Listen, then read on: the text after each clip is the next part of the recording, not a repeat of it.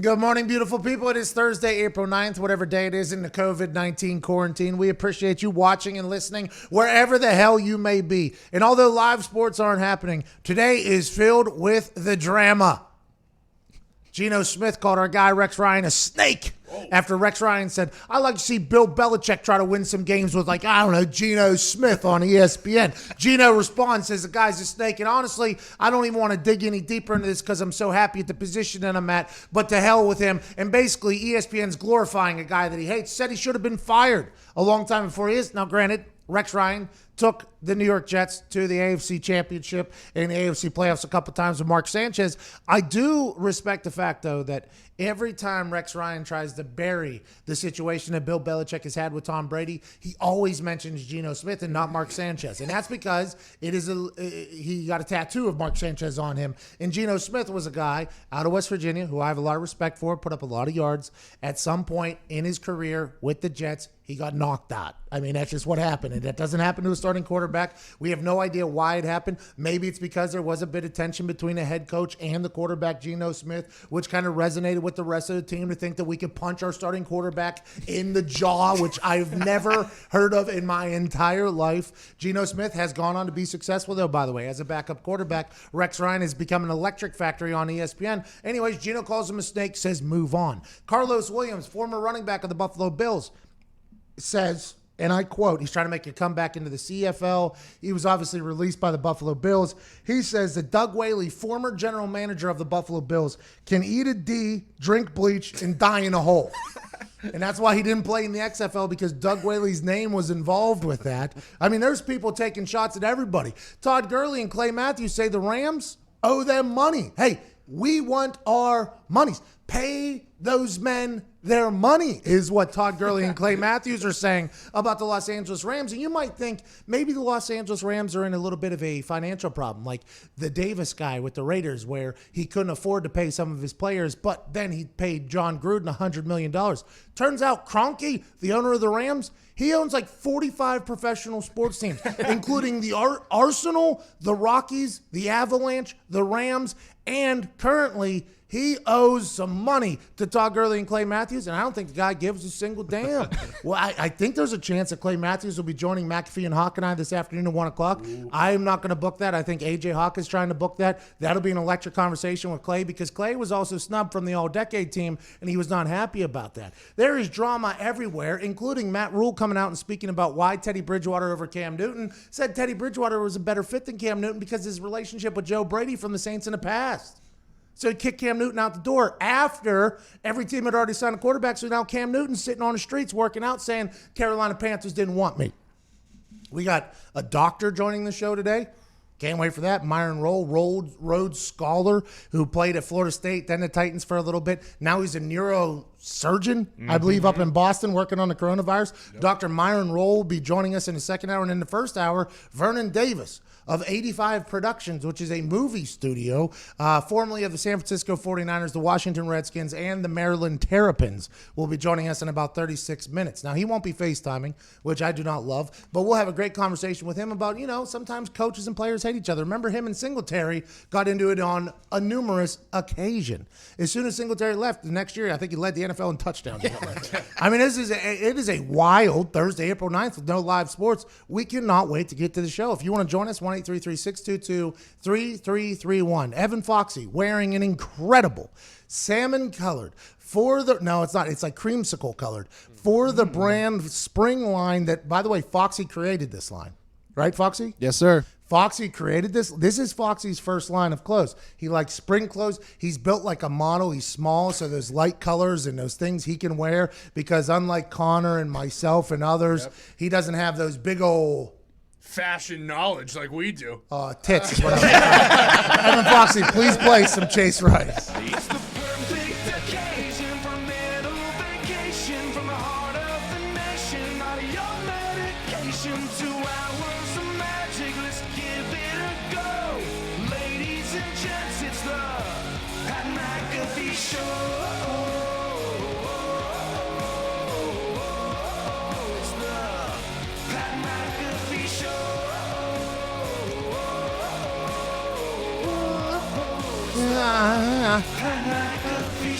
You're damn right. It is Chase Rice. At Nick Moraldo's here wearing one of Foxy's line. At Tone Diggs is here. He's about to start his 24-hour trek with a treadmill for the stay-at-home to the dome fun run awareness COVID-19 treadmill 24-hour walk to make money. Is that right? Yeah, it's spot on. Hey, boy, Tone. That starts at about 12:15 Eastern Standard Time today. He will get on a treadmill for 24 hours straight. Now, granted, he's going to take breaks, but for 24 hours, he has a running clock and a running treadmill. And if he gets to 35 miles walked on that treadmill, he will make $3,500. If he gets to 40 miles, he will make $8,000. So that is $100 per mile up until 40. Doesn't get paid until 35. If he makes it to 40 miles, it is doubled. If he gets to 45 miles in 24 hours, $9,000. Obviously, you get to 50 miles, which is half of what David Kilgore was able to do in 17 hours, 47 minutes, and 47 seconds. He will make himself $10,000. The treadmill set up. Old Tim McAfee went to my house. It was the first time out of his house in a long time since he's been quarantined. Got the treadmill out of my basement, moved it into the office. Things are ready to go. Diggs, did you carb load last night? Do you have a lot of water in you? How do you think the body and joints are going to fare for 24 hours at twitch.tv/the Pat McAfee Show? I drank an entire Pedialyte last night. Smart. I did have some carbs. I ate breakfast this morning. I'm doing everything that you could possibly do. I got Vaseline. I got baby powder. I got blister Band-Aids for the nippies and for the Achilles, I guess, is one too. Yeah, the back of the heel there.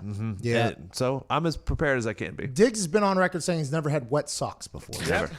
Never stepped in a puddle. Tony Dry. I have sweat and had wet socks though. Oh! Big difference. No. It's not. No. When we were in the conversation, that was not the No way one brought that up. Tony Dry Socks. Yeah. I believe every human in there says like, you didn't sweat in your No one said it. No, come on. We can go back to the tape. I mean, maybe we will. We'll have enough time. We got 24 hours with you on the treadmill. At Ty Schmidt is here. Jason McAfee's here. At Viva Lazito is looking incredibly sporty today. Evan Foxy rocking his line that he created. And obviously, Boston Connor looks like a stooge back in the back. Oh, he's on a rocket ship. Houston, we have a problem. A Boston buffoon is going down, not up. We might have to call a doctor.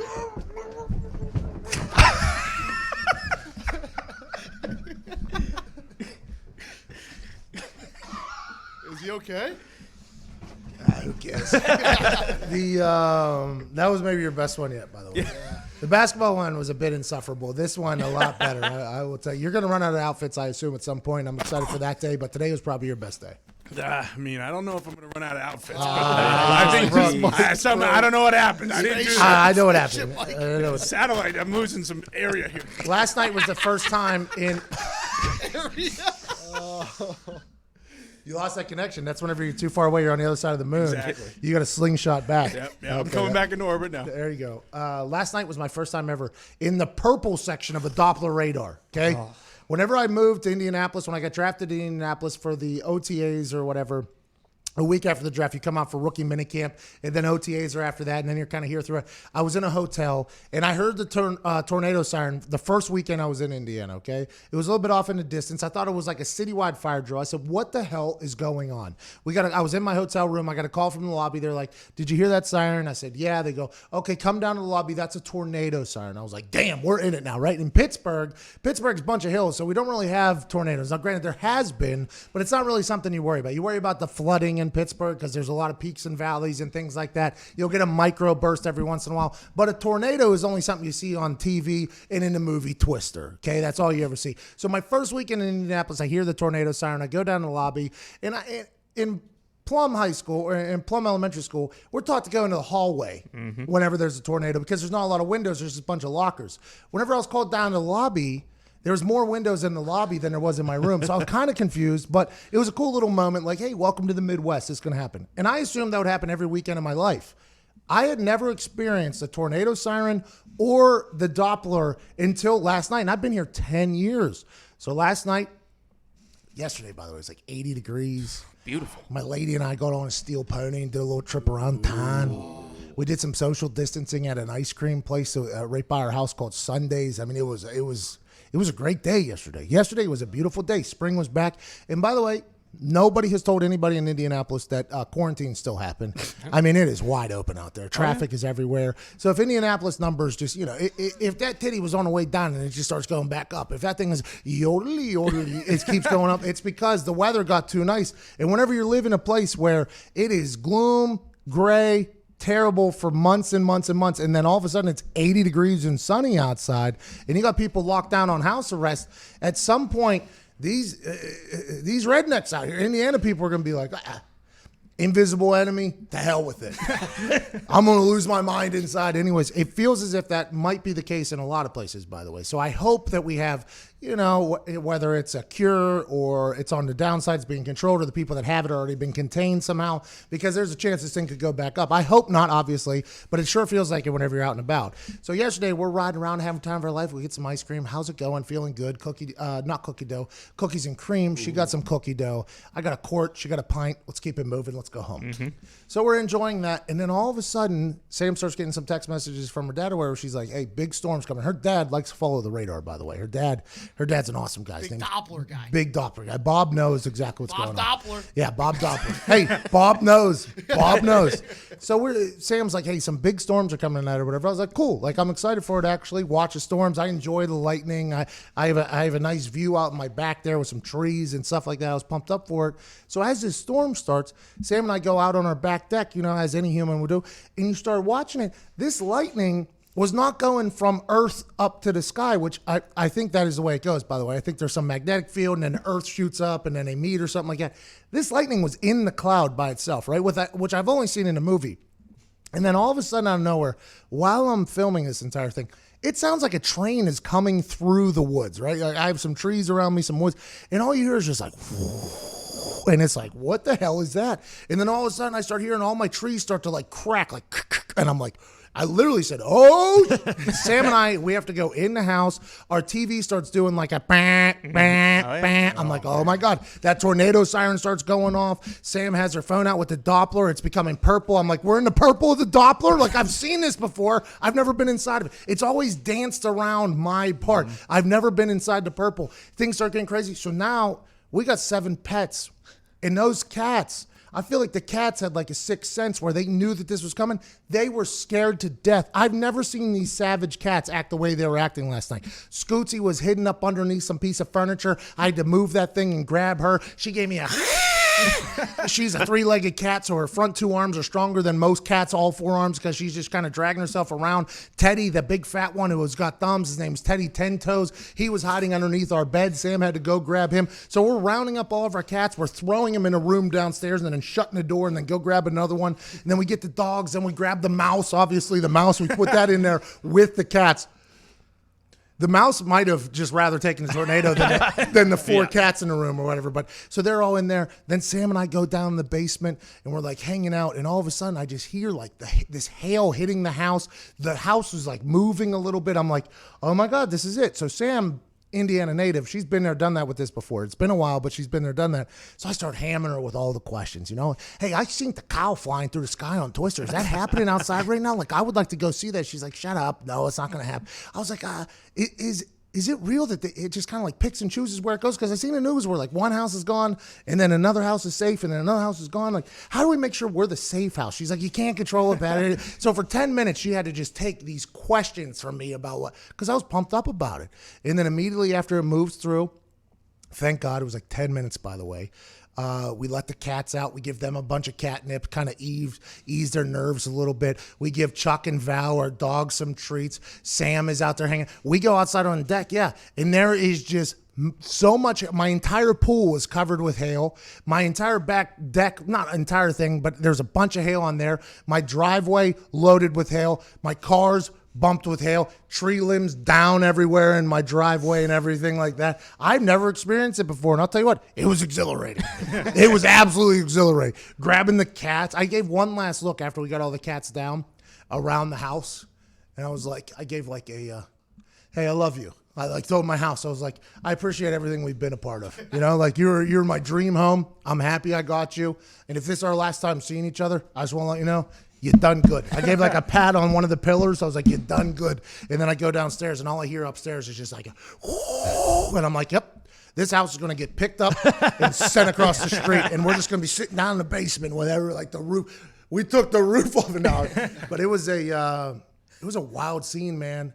There was a couple towns in Indianapolis that get hit pretty hard. Mooresville, Indiana, which is south of Indiana, Indianapolis lost a couple buildings, I think, downtown. There's a lot of trees all over the place. North of us, I guess there were some funnels. Just a little bit north of my house, there's some funnels, so I hope everybody's safe. But, man, it was an exhilarating time. And if I lived in Tornado Alley or whatever out there in Oklahoma, I would poop my pants. You have no control. You have absolutely no control. That thing was coming. You talk about an invisible enemy. That son of a bitch was coming through that trees, and you could hear that thing. You couldn't see it until you saw those trees just sideways. I was like, man, we're done for.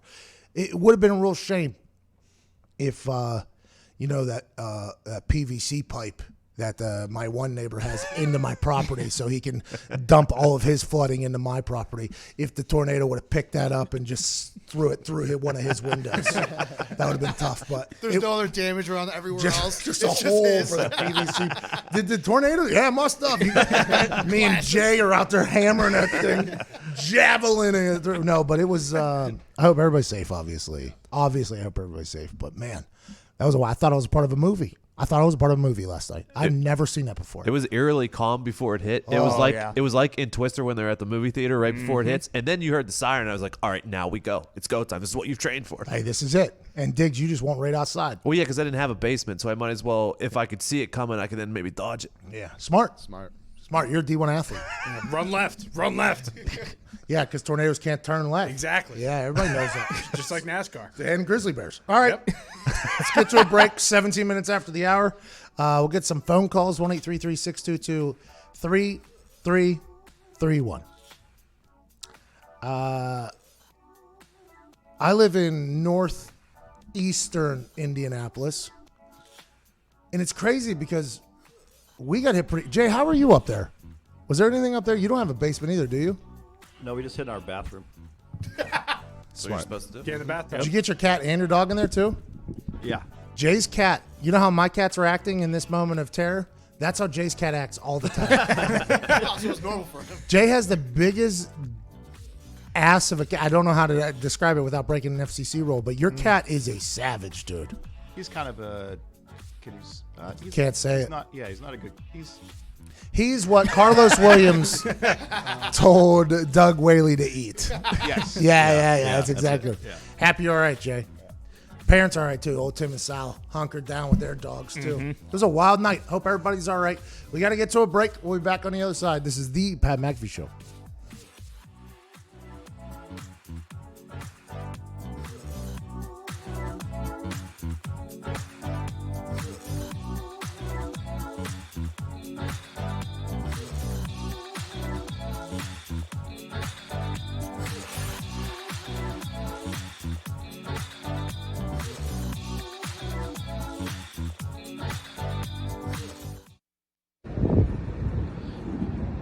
Can feel it coming tonight. There's a bat.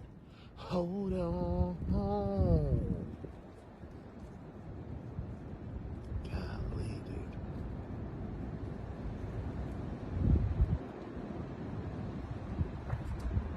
Uh-oh.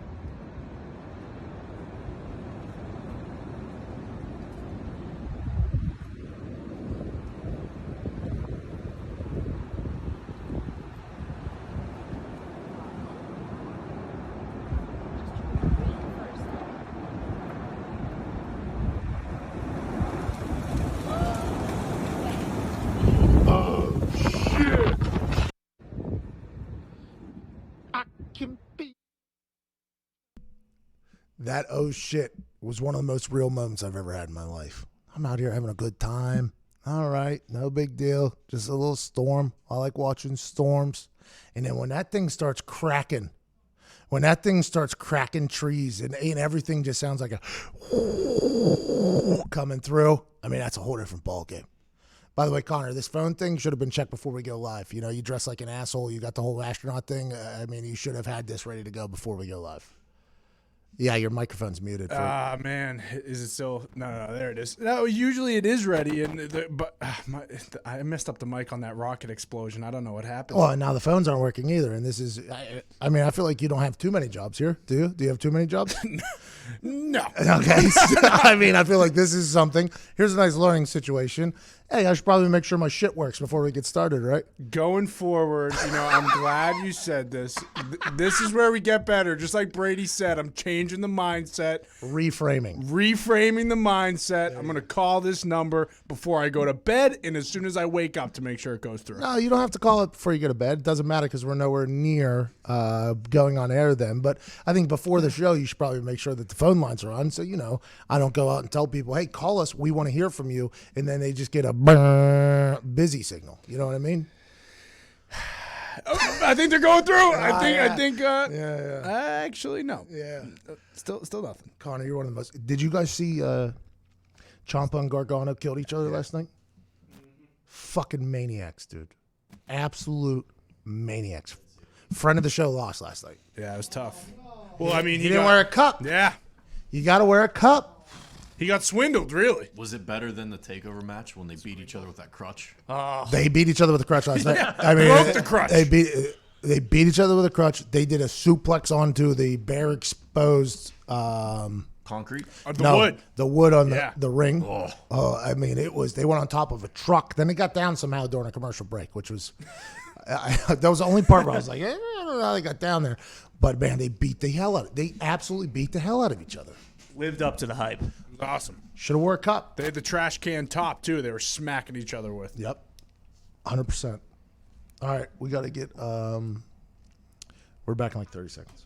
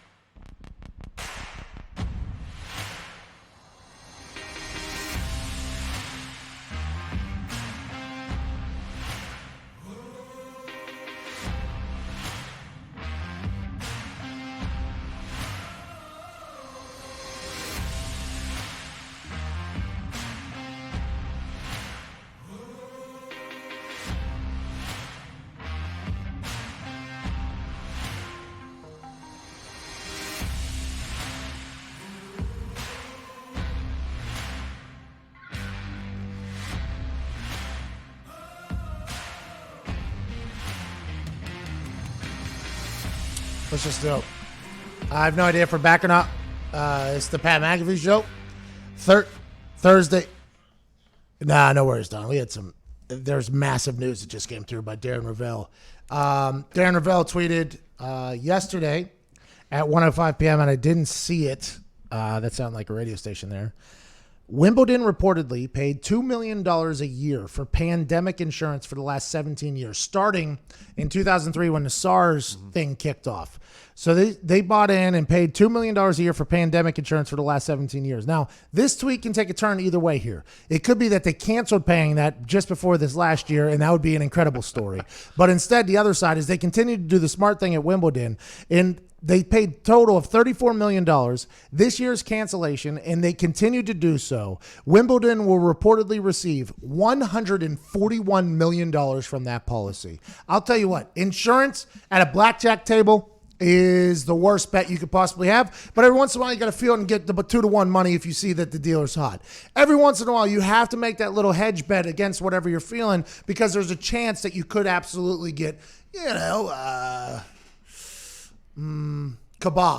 But I was trying to figure out a way to FCC say that. The fact that the Wimbledon, though, not only, I assume every meeting that they had financially, somebody brought up, like, are we sure that we need to be dumping this $2 million? And then after 5 years, they're like, do you know we have dumped $10 million in the pandemic? And then it keeps it going. We have already put $30 million towards pandemic insurance. What, because of SARS? Do you think that's ever going to happen again? Somebody who was at the top of that table that was like, no, we will continue to do it because we remember what happened in 2003. We will continue to pay this $2 million a year. When this $141 million comes in, that guy or girl is going to walk around that meeting just like, you remember what you said? Do you remember what you said? You remember you thought I was dumb? You remember that $30 million down? What did you say? You're fired. You're fired. $141 million in pandemic insurance. What a hustle that insurance company was trying to run, by the way. Yeah. After SARS comes through, insurance companies like, bingo, here we go. Here's how we get it.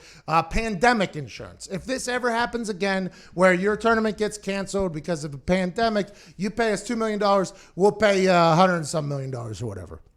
The insurance company's like, they'll never buy this. Wimbledon's like, deal. Here you go. And they're just unloading cash for a decade. Here you go. For almost 2 decades. Here you go. And then whammy, that insurance company, by the way, probably going out of business. That insurance company's probably going out of business, and Wimbledon wins in the end. Good for them. Happy for them. To hell with that insurance company. They thought they were winning. Fornicate me? No. Fornicate you, says Wimbledon. $141 million. Not a lot of good news ever comes out of a pandemic, obviously. No. Terrible news all over the place. Wimbledon beating this insurance company for $141 million is something I can get behind. I am a big fan of that. Shout out to Wimbledon. Does that mean Wimbledon makes $140 million a year on their 2-week tournament? Oh, wow. Probably, right? Yeah. Jeez. Oh, so that 10 mil's nothing. So maybe they didn't even notice they were paying that. It's just a smart play. That is a good play. But anytime you buy into an insurance, you always feel like you're getting scammed. Mm-hmm. You know, like my insurance guy, I don't think I've ever met him. He listens to the show, though. I don't think he listens to the show. I'll probably get a text from him. I don't think I've ever met the man personally. I just send him a check. The house is covered. Cars are covered. ATVs are covered or whatever. And I've never had to use this man. Ever. What are we, 10 years into this thing now? I've never had to use him. He's just raking in money from me. He was the only person that would insure me, though. My house, he was the only person that would insure my house. Insurance companies wouldn't insure my house because of my profession and the pool. And I was getting, what's that called? Whenever you get Blackballed? Yeah, but whenever you get Stereotyped? Nah, kind of. Profiled. Oh, There you go. Yeah, I was getting profiled, right? Because my profession, I would assume they seen my mugshot. I would assume there's a lot of things. And so I could not get insurance on my house. And by the way, you can't buy a house unless you can get insurance on it. So it was kind of like last second, this guy was like, yeah, I'll insure your house. I don't give a damn how much you want it for. I was like, here you go. And he just took money from me. And then I just kept paying him. We've had this relationship for a long time. Never met the man, ever. Hey, all it takes is one accident. But That's all it takes. One tornado. One tornado. I thought about it last night. While we're sitting down in the basement and things were getting a little sketch. I was like, I hope that insurance guy hasn't been lying to me. You know, like I've been paying him. I hope he's actually. I would guess you could file something for hail damage. Yeah, you could. Oh, everybody and their mom that has a roof company has been showing up in my DMs. Let me give you a free estimate to come check out your roof and everything like that. And I appreciate that a lot. One guy told me He said, I work for a roofing company. Let us come take a look, give you an estimate and everything like that. I want to see if you're safe. He said, and also, you've used me in one of your videos before, so this is the least you could do. And I didn't answer. And then he added on, he was the dumbass that was driving a Range Rover and hit the construction cone. The guy in front of us? Yeah, like, dude, you're the last human I want on my roof. That guy was hammered drunk. Hammered drunk Got driving a down the... DUI later that day. Yeah, I don't want that guy. He was like, the least you could do is give me an opportunity. It's like, you're the last human I'm putting on a roof in my house. Pal, I don't know how much a roof costs, but I know how much it's going to cost whenever you inevitably stumble drunk off there and die. Insurance will help with that too. Yep. Does it? I think so. I don't know. Drunk about that. roofer? Yeah, I don't think. By the way, he did, that was a very Someone's nice. got a He got a very nice Range Rover. Very did. nice. Well, he fell off a roof to pay for it. I'm pretty sure. So I got it. The phone's still not working? Yeah, I got a call from Don. If that helps, but no, yeah, he said it. He did say it was something on the radio's end. Oh. So I'm not clearing my name here, but ipso facto, Sure sound like it. radio's fault. All right, let's dive into what the Steelers GM Kevin Colbert said. He suggests, now got to remember, the GMs and the scouts unanimously voted to delay the draft because they don't get a chance to meet the draft prospects. They would like to get a little bit more hands-on to know exactly who they're bringing into their team, into their locker room, into their cultures. And Roger Goodell in the chief executive committee said, nah, we're going forward, which, by the way, I appreciate because it gives us something to look forward to during these times that are very difficult to see a silver lining in the future. The NFL has decided no. Longtime general manager for the Steelers, Kevin Colbert, suggests adding 3 more rounds to the NFL draft this year. Would you rather be, the question you have to ask, would you rather be an 8th round, 9th round, or 10th round pick or an undrafted free agent? And this is an easy one. You would much rather be an undrafted free agent than even being a late 7th round draft pick, by the way. I was drafted, pick 222 in the 7th round.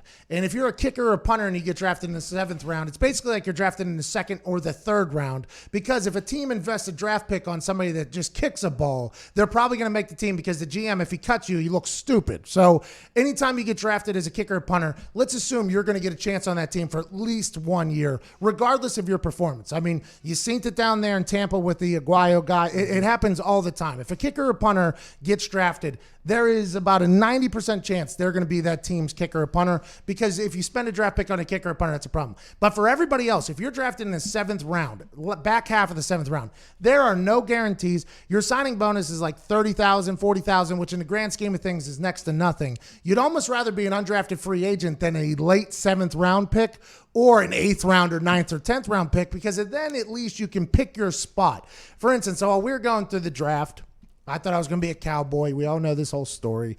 Jerry Jones drafted David Bueller because he did a bunch of bench presses and ran a good 40 at the combine from USC. He was a good kid, by the way. I met him. He's a good dude.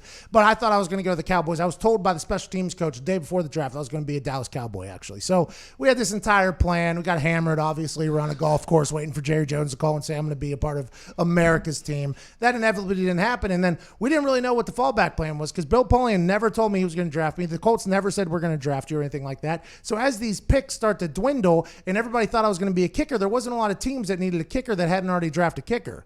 So going into the 7th round, I'm like, all right, am I going back to school? Do I have to figure out what plan B is aside from being a birth control pill? Like, do I have to figure out what my plan B is? Because I never had a plan B. I have a cannon attached to my hip since I'm a kid. Let's just assume this is going to get me paid. Then draft weekend was a nightmare. It was scary. It was hell. I had no idea what to do. And then it came to the thought, like, all right, I could still be an undrafted free agent. So I had to go through the NFL rosters and be like, that guy stinks. I could beat him. That guy stinks. I could beat him. That guy stinks. I could beat him. And inevitably I get drafted. But that moment of getting to pick and choose where the hell you could go and compete against is a very good weapon to have. Now, you're an undrafted free agent, so you're not getting a big signing bonus. You're getting like maybe $1,000, $5,000 depending on where you fall in the undrafted free agency signing period. But then at least you have a chance to know what you're going against and what you're going into. You can pick the scheme that you're going into. You can pick the coordinator that you're going to play for. You can pick the franchise that you're going to play for. When you're in the back half of that 7th round and you're just getting selected to go somewhere, and maybe they think you'll compete, maybe you'll be a special teamer, but ultimately maybe you're just a fall guy and a body for them to use. It's very nice to have that choice to do it. So those last 3 rounds that Colbert wants to bring in, because he feels as if it's a lot of roll of the dice, I think. In the undrafted free agency period, is quite a frenzy after the draft ends. As soon as the draft ends, the undrafted free agency period is a frenzy. You got people calling agents, hey, we want him here. We'll give him a $1,000 signing bonus. And then they're like, we'll give you $2,000. And then somebody's like, we'll give him $5,000. And you're like, now you have to pick your spot, or do you pick the extra $3,000 or the $10,000? I think I saw a kid get $15,000 as an undrafted free agent while I was at the Colts, just so he would come to the Colts. It's one of those things where if you get a chance to pick and choose where you want to go, I think that's a much better situation than having to get drafted in the 8th, 9th, or 10th round, where you are next to nothing to that team and forced to go to a place that you might know that you won't fit. Yeah, then on like the other side, the GM side, Colbert reportedly thinks the team should have, he called it 3 extra lottery tickets, basically, in lieu of the craziness of as soon as the draft ends of trying to recruit the undrafted free agents to come to you. Yeah, I think it's, by the way, Called them lottery tickets, though, is kind of... yeah, it's a scratch-off. This year really is a scratch-off because they have no idea what they're getting with these guys. Now, granted, they've had FaceTime conversations with them, and I'm sure that they've met at the combine and stuff like that. But until you can be around somebody, I think it's just a lot different when you're around somebody, whether or not they're insufferable or not, you know? Like, I assume there's a lot of people that are like, hey, I love Boston Connor, but if they got around him, they probably couldn't handle it. Yeah, sure. no, seriously. Seriously. Why do you think my family shipped me out here? Hey, we love you, man. Hey, yeah! All right, let's get to a break. Time for liftoff again. Yeah. All right, here we go. See you guys later. As we get to a break, Diggs is going to sell some stuff to you. Are you hiring but having a tough time finding that perfect candidate? I know how frustrating it can be balancing hiring quickly with finding the right person. Oh, can it? Do you, Diggs? I do. But it doesn't have to be, Pat. With LinkedIn Jobs, getting started today at linkedin.com/PAT, not triple X, and LinkedIn will match the right talent with your open role fast. LinkedIn has over 675 million members worldwide. LinkedIn Jobs screens candidates with the hard and soft skills you're looking for so you can hire the right person fast. What are those, Diggs? Things like collaboration, creativity, adaptability. LinkedIn looks beyond the work skills and puts your job in front of qualified candidates every day so it's seen by the people that you want to hire. It's no wonder a person is hired every 8 seconds with LinkedIn, and why companies rate LinkedIn Jobs the #1 hiring platform for delivering quality hires. Find the right person for your business today with LinkedIn Jobs. You can pay what you want and get the first $50 off. Just visit linkedin.com/Pat. Again, that's linkedin.com/Pat to get $50 off your first job post. Terms and conditions apply. Shout out to you, Diggs. Also, shout out to friend of the show, Chris Johnson, Yeah. who is currently in the middle of being accused for a murder-to-hire plot back in 2016. Friend of the show. We'll try to get him on. This is the Bad Actor Show.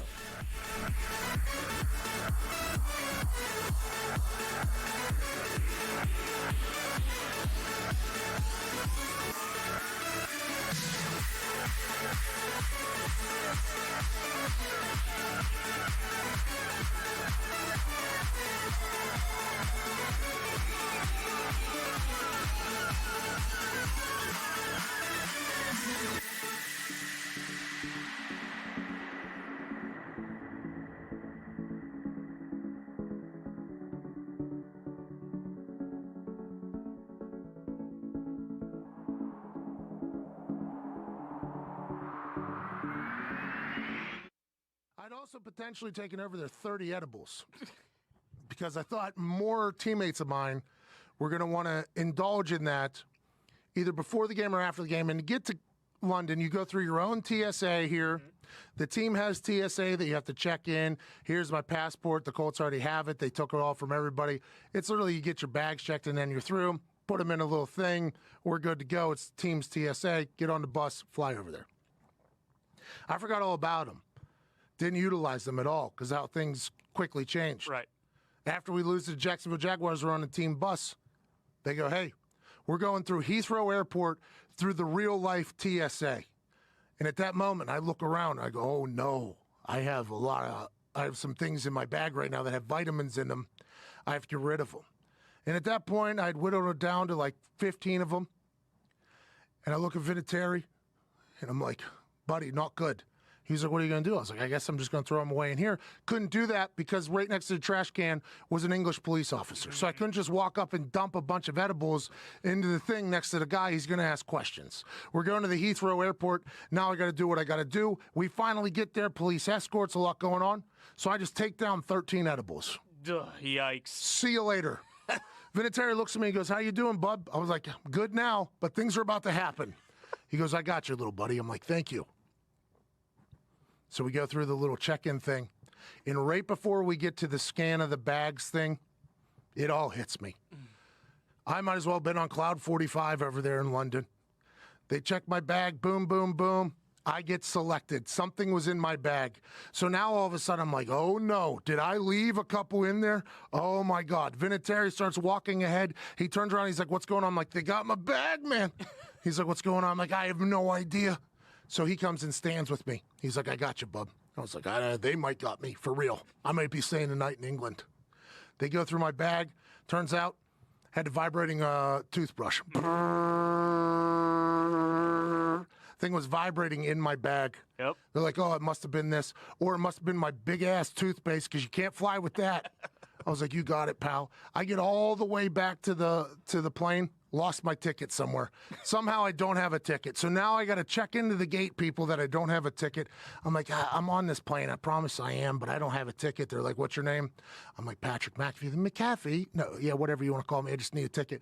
So now I have to sit there and wait as somebody brings me a ticket from the front while my entire team walks by me, knowing that I'm on Cloud 50, just having a good time. Grigson walks by, just upset, obviously. I wish he would have known that I was in a mood where he should have talked to me there. It was just a nightmare. The London trip for me from beginning to end was not good, and I think that happens for a lot of NFL players.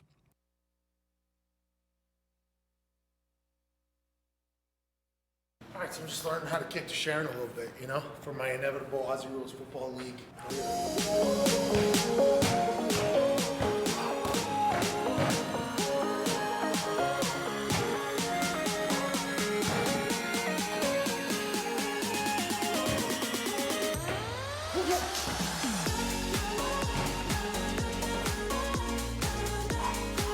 What makes this heart beat faster?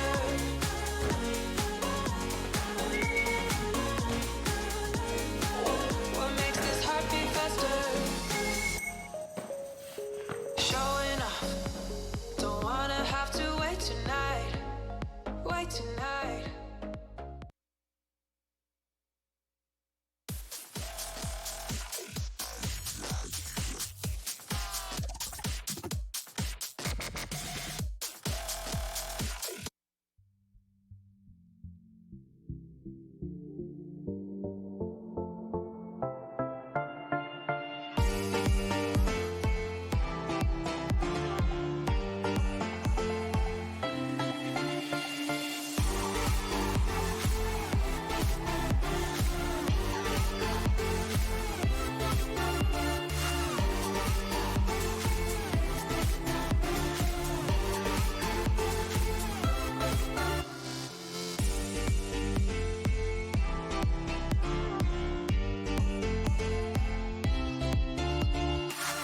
Welcome back to the Pat McAfee Show here, Thursday, April 9th, being joined now by a man who can bench 460 pounds. He can run a 4.38 40. He can power clean 388 pounds.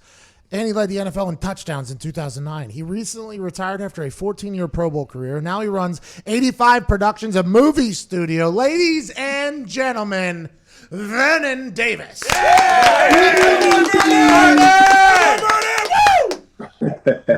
Is that a painting behind you, Vernon? That thing is beautiful. Is that a photo behind you there? Yeah, you know what? Someone bequeathed it to me. I took it. I don't know where they got it from, but I thought it was cool, and I just hung it up in the office. Wow, that's awesome. Bequeathed also. Massive work. All right, Vernon, I want to talk to you about a couple things, and we might have to go to break on radio, but we'll power through that for YouTube and DAZN. Okay, so we appreciate you FaceTiming in. Going into the combine and going into the draft, I remember people talking about Vernon Davis. Like, hey, there's this dude who plays for Maryland who is just a different specimen of an individual, okay? Bench, everything I just read there, bench press 460. He's going to run a 4.38 40 in the whole thing. Did you know that when you got to the combine, the entire world was going to stop? Did you know that going into the combine and into your workouts, like, hey, everybody is going to see something that they've never seen before going into that? I was very confident in my ability to go out and perform and execute and just show the world what I could do, not only the world, but the coaches. And, it's something I've been working hard for my entire life. So it was a platform, an opportunity for me to showcase my talent and move on in life. You ultimately end up with the Niners, right? They drafted pretty high. And nowadays, with the Bill O'Brien, DeAndre Hopkins stuff, that's kind of getting leaked into the media. And then there was always the thought that Bill Belichick and Tom Brady maybe didn't like each other. But Tom Brady yesterday on Howard Stern said that was not the case. We had a lot of respect for each other. Everybody knows my story with the GM. We did not get along. I think it's much more common now. But back in the day, whenever you and Mike Singletary had your moments where you guys maybe disagreed or weren't on the same page, it was massive news. Did that make you a better human, better player, or how was that relationship with Michael Singletary? How did that affect you whenever you got to the Niners? It was at the time, it was something that I needed, and I say that because as a young guy coming into the NFL, you're trying to find your way. You don't know how to do it, so you have to ask a lot of questions, and you just learn through experience. So that time, I think it was a penalty. I was penalized, and then Coach Singletary, he was just tired of it. It was so much, and so he sent me to the locker room. He made an example out of me to the rest of the team, and after that, I sat down with him and we had a chance to really chat and talk about the things that I was doing and things that I could get better at. And I made a U-turn and figured it out and put the team first and became a leader. For me, after I got arrested for the public intoxication after an alleged event, I had an entire conversation. It was alleged. So I had an entire conversation with Bill Polian and Chris Polian and Jim Caldwell at the time, and it really was the moment that I decided, like, okay, I'm gonna try to make this life like. I'm going to actually try to be like a good pro. I'm going to try to be like a good human. I'm going to try to make sure people don't remember me for this bad instead of the good. You were able to do that. I mean, the pivot point from then, after turning around for that, and then what you obviously went on to do with the Redskins and playing for so long, and now 85 productions, you said in there you think you needed that. What do you think, or where do you think you would be if it wasn't for that moment with Singletary, and if it wasn't for those teaching moments that were exposed and exploited to the entire world? Well, mentors are very important. You need a mentor. If you don't have one, you have to seek one. And I tell every young guy coming into the NFL that you need to seek a mentor, because a mentor is someone that can guide you and lead you in the right path when things aren't going right for you. And they give you the motivation and the inspiring words that can really, really catalyze you to the next level of your career and just in life in general. So without that, I don't think I would have been the man that I was and the man that I am now if I didn't have that significant mentor in Mike Singletary during that time. So I owe him a lot of credit for helping me to find my way and navigate throughout my career. You and Singletary still talk? I keep in touch with him. I haven't talked to him in a while, but I keep in touch with him. Yeah, for sure. Well, you're a very busy man. You're a guy that is not. You played back when there was 3 a day. I think there was 3 or 2 a day or 3. Oh yeah. 3 a days, and then you've played all the way up until recently here. That thought about younger guys having to have a mentor to kind of change. Have you seen a change in the locker room that a lot of us kind of noticed? I also came in with the kind of older school mentality, a little bit more training camp, a little bit longer. And the guys, it was before the social media really, so it was a big team thing. And then as the generation started to change, and it's not their fault of their own, it's the generation they grew in, building your own brand, kind of being an introvert, kind of being by yourself. I watched the locker room change a little bit like that whenever the next generation came in. Did you notice the same thing in your time in the NFL? I've seen some. Yeah, I noticed some change. I've seen a lot of change. When I first came in the league, there was a lot of veterans in the locker room, but now it seems as if the locker room is young. There's a lot of younger guys in the locker room. There's not a lot of veterans, and you need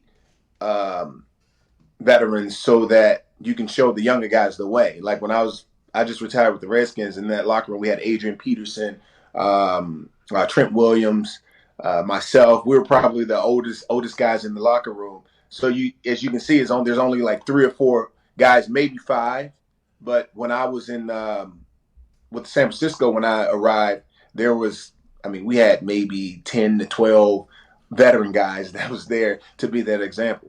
It's interesting because that last CBA in 2010 or whatever, they made that veteran min like $500,000 more than the rookie min. And I think what they thought they were doing was helping the vets. But in turn, what it was doing, it was a lot of the vets were just getting cut because they were too expensive and the rookies were a lot more pricey. And you didn't see a lot of veteran-led teams. It was the entire culture almost became a lot of young guys with a couple old heads that are making all the money for teams. It is very interesting how rosters have kind of changed throughout all these CBAs and stuff like that. Yeah, you're right. Absolutely. I agree with that. And For sure. Now that you got a chance to play for the Redskins and you played for the Niners, what did you notice in the difference between the cultures there? You're from D.C., obviously, Washington, D.C. kid, so playing for the Redskins was probably a pretty big deal for you. What did you realize when you were in that building that was like, you know what, this seems to be maybe not as great, this maybe not as great, but there's a lot of promise here, like in things like that? Yeah, every organization is different. You have organizations like the 49ers, they're very structured. You have to do this, you have to do that. We go to lunch at a certain time, and yeah, it's just totally structured. Versus the Redskins, you have the liberty and freedom to kind of do what you want. Not saying that's a bad thing. They're both equally good.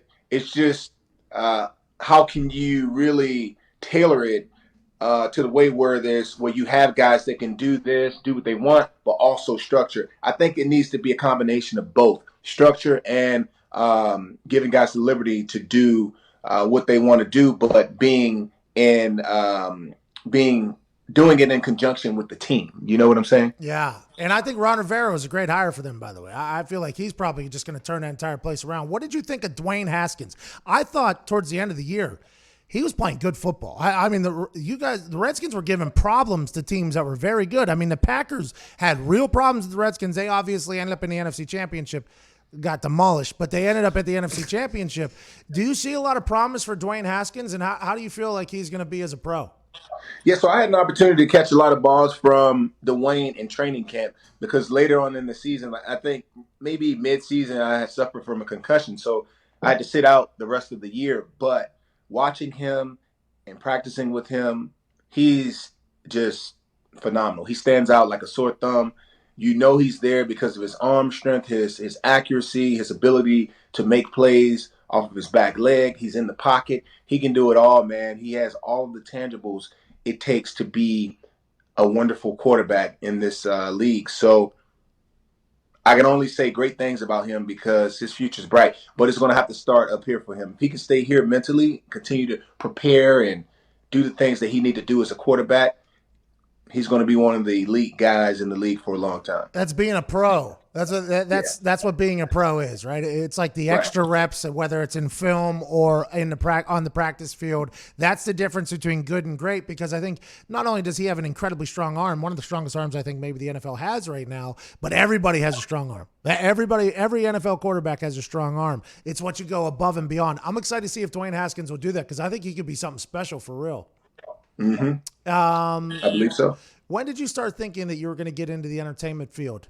Was this something you've known all along? I remember you were the honorary captain for the curling squad. I thought maybe you were going to get into curling after you retired. I didn't know what you were going to get into. But now you have this movie studio, 85 Productions. Red Winter is a new movie.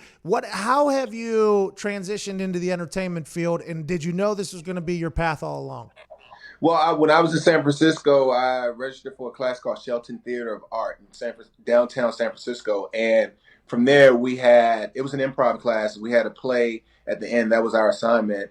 And throughout the class, I just had a great experience. And from there, I started to be more intrigued with the world of entertainment.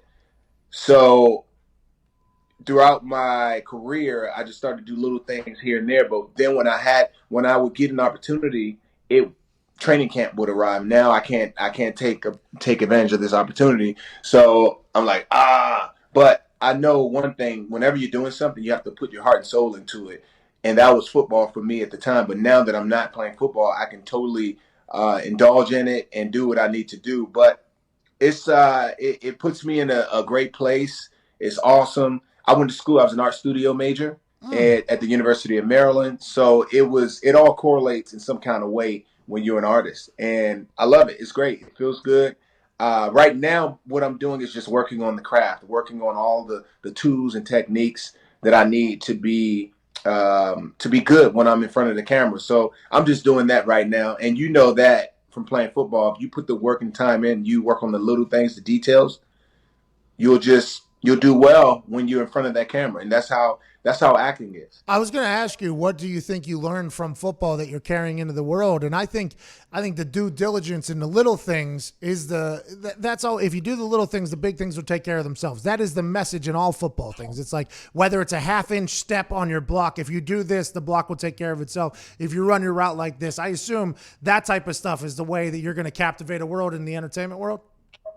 Right. Just the preparation. Like I tell everyone, I give them an example. Like when you're out, what I used to do when I was playing, I would stay out in the jug machines every day. Every day I walked on the practice field. I was the last one to leave because I had to catch 200 balls on the jug machine. I also had to run around the field 6 times just for cardio, right? Yeah. And when you look around, you're like, gosh, I'm the only one out here. That tells you that you're putting in the extra work that's going to make you great when you need to be great. You know what I mean? Yeah. And just like acting, if I'm sitting here at the house and I'm working on the craft for 5 times a week, maybe even 6 times a week, and I'm doing the little things even after that, I mean, that's a formula, man. You can't replace that formula. It's a formula. What are some acting things you're doing that are comparable to the jugs machine? Some acting things that's comparable to the jug machine. I would have to say gosh, maybe there's so many things you can do. There's a technique that we use, right? My coach, he'll give me a thumbs up or he'll give me a thumbs down. He said, "You're in the courtroom. The judge tells you that you're free. You can go. You don't have to go. You don't have to go to jail. You're free. You just did something and you're free. You're off. If I give you a thumbs up, that means you're off. If I give you a thumbs down, that means you're going to jail for life." So I have to respond. I turn around and I have to respond. And then there's a technique that he taught me. It says, "Mary had a little lamb whose fleece was white as snow. Everywhere that Mary went, the lamb was sure to go." So what that does is he'll put me in a situation where he'll give me a scenario. Say you're talking to your younger brother. He just got in trouble. Now you're trying to motivate and inspire him. Okay. So I'll use Mary had a little lamb and I'll talk to him as if I'm talking to him to inspire him. But I'll use those words of Mary had a little lamb. So it's delivering words that don't necessarily carry meanings, but what's on I got it. Look at you. Right. You're gonna become Bob. You're gonna become Bob De Niro. You're gonna become Bob De Niro. Are you still shredded, yoked? You look smaller. I am. Yeah, I have to stay jacked, man. You have to. It's the way of life, man. When I was playing ball, I said I have to do this, not just for football, but for life, man. I have to do it. I wish. I mean, at some point I will be jacked. I've decided. At some point, Vernon, I'll figure it out. I just don't know when. How's Vontae? He's doing well. He's doing really well. He's living in Florida. He and his wife, and they're doing well. He opened up a company called V Zone, which is health and wellness. So he's doing really well. He's doing good. That's awesome. What is Red Winter here? I should know more about this, I think, as the host. But what is Red Winter? Red Winter is a thriller. It's about a couple, Daniel and Carla. I'm Daniel, and then Carla's my significant other. We go on a relationship. We're having tough times in our relationship, so we go on a retreat, a snowmobile retreat. And when we get there, we realize that our tour guide has been murdered. Carla witnessed it. She come running back. We gotta go. We have to go. So now, not only am I fighting for my relationship fighting for my my relationship with Carla, I'm also running from the bad guys, trying to stay alive, trying to get her to love me and show that we can do this. And I also have to make sure that I'm doing right by her dad, because her dad don't believe that I can do it. He thinks that I'm a loser. That based son on of what a she's telling bitch. That dad, Vernon, should have just slapped him in the mouth. me. Yeah, man. Vernon Davis. But it's awesome, Sorry, man. Daniel. That's what it's about. It's pretty cool. There's a lot of action. It's packed. I mean, it's dope, man. When you see it, you're gonna love it. When's it come out? Is it already out? Well, based on with everything that's going on, we're looking at probably first quarter of 2021 or last quarter of 2020. I'm thinking. Well, we're going to watch it here. We're going to have an office watch party. Can't wait to see you have massive success. Obviously, your work ethic is one that's impressive. I can't thank Singletary enough for turning your career around because you were just a physical specimen. It was fun to watch you, man. I think last year you had an insane touchdown. Yeah, in your last year you had an insane touchdown. I forget what it was. I think you deboed a couple people. You still had it. I would assume you could still play if you need to. I hope you take over the acting role, though. I can't thank you enough, brother. Oh, thank you, man. I appreciate it. Thanks for having me. I really appreciate it. Have fun. Hey, no problem. Tell Vontae I said what's up. Hey, Okay. dog. Hey, dog. All right, ladies and gentlemen, Vernon Davis. Cheers, man. All right. Woo! See, a little bit much there. That was just a little. I'm just mind blown. That's Vontae Davis's. Hey, dog. I'd never put that together. Yeah, they look a lot more like. Yeah. He's kind of. I don't want to say he's Slimmed down. He's slimmed down a little bit. He looks a lot more like Vontae now. That blew my mind. Yeah. I don't know why. Vernon Davis, by the way, benching 460, running a 4.38, power cleaning 380, and then you go on to lead the NFL in touchdowns. That's like putting it together. Yes. You know what I mean? Not bad. What a beast. I'm gonna go try to sneak a leak in here before we're back in 1 minute and 40 seconds.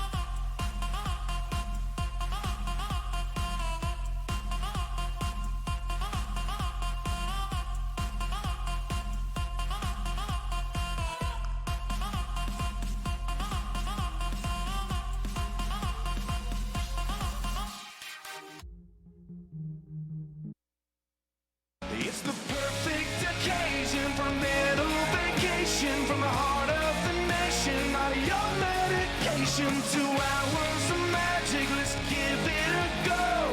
Ladies and gents, it's the Pat McAfee Show. It's the Pat McAfee Show.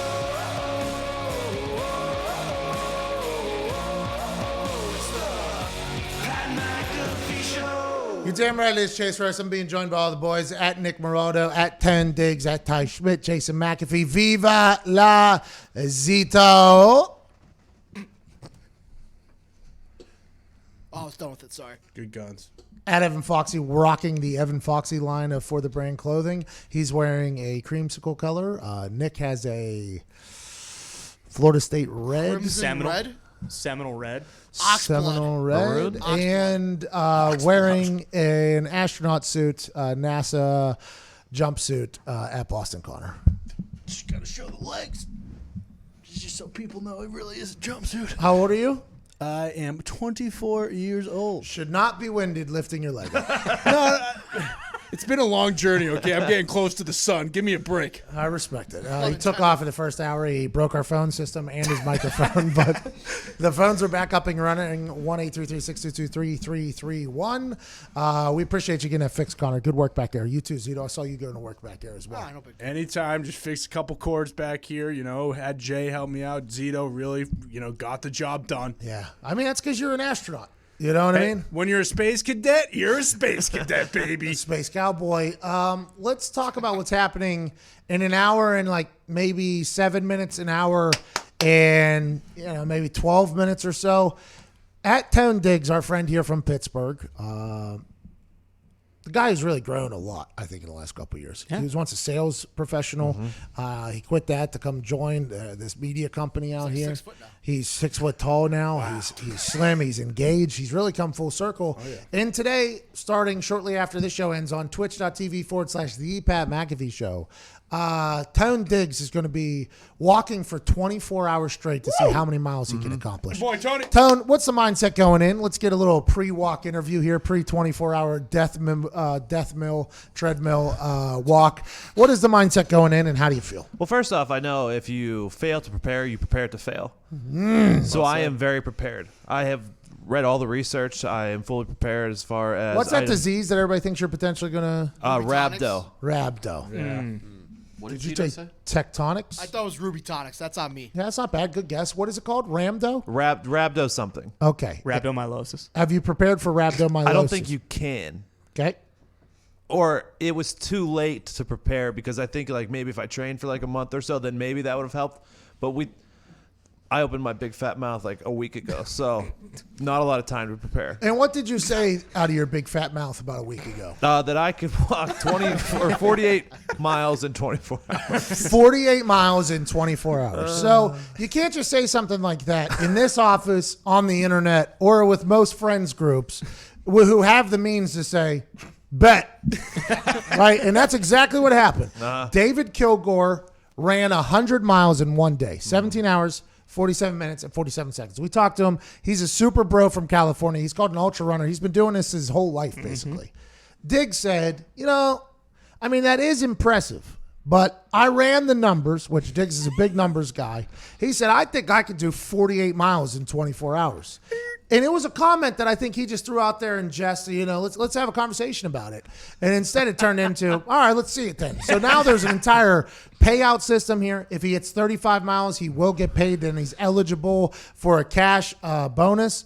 It's $100 for every mile that he walks. So if he gets to 35 miles, obviously it's $3,500. But if he makes it to 40 miles, which I do not see it happening. I just do not see it happening. Everything will be doubled. So if he gets to 40 miles, he makes $8,000, 45, 9, 50, 10 grand, obviously. It's a big 24 hours. You and your fiance have talked about this and discussed this, I assume, because you're potentially sleeping here if you don't decide to get in your car and head back home. What is her mindset on it? What is the family? What does Coach Diggs think about this? Yeah. What do the people closest to you think about this idea of you potentially getting on a treadmill for 24 hours? I've got a lot of opinions from them.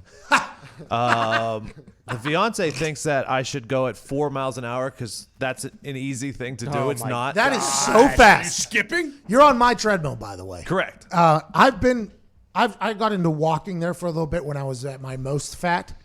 4 miles an hour will get your ass. I mean, that is a gate. That is a big gate. And by the way, you're touching, if you have any, back of treadmill to potentially 3/4 up treadmill. If you miss a step at all, you're done. You're bobbling. I mean, it's a tough. 4 miles per hour is that's teetering on jog. That's teetering on jog. Diggs set it to 3.5 yesterday just to test it out, and let me tell you, that was a quick pace as well. Yeah. So, and that's what I was planning for originally, but I don't know. Oh, so your numbers might be off. Do we have to readjust? Well, first off, I did the math wrong the very first time I even talked about this. So that seems to happen with your math.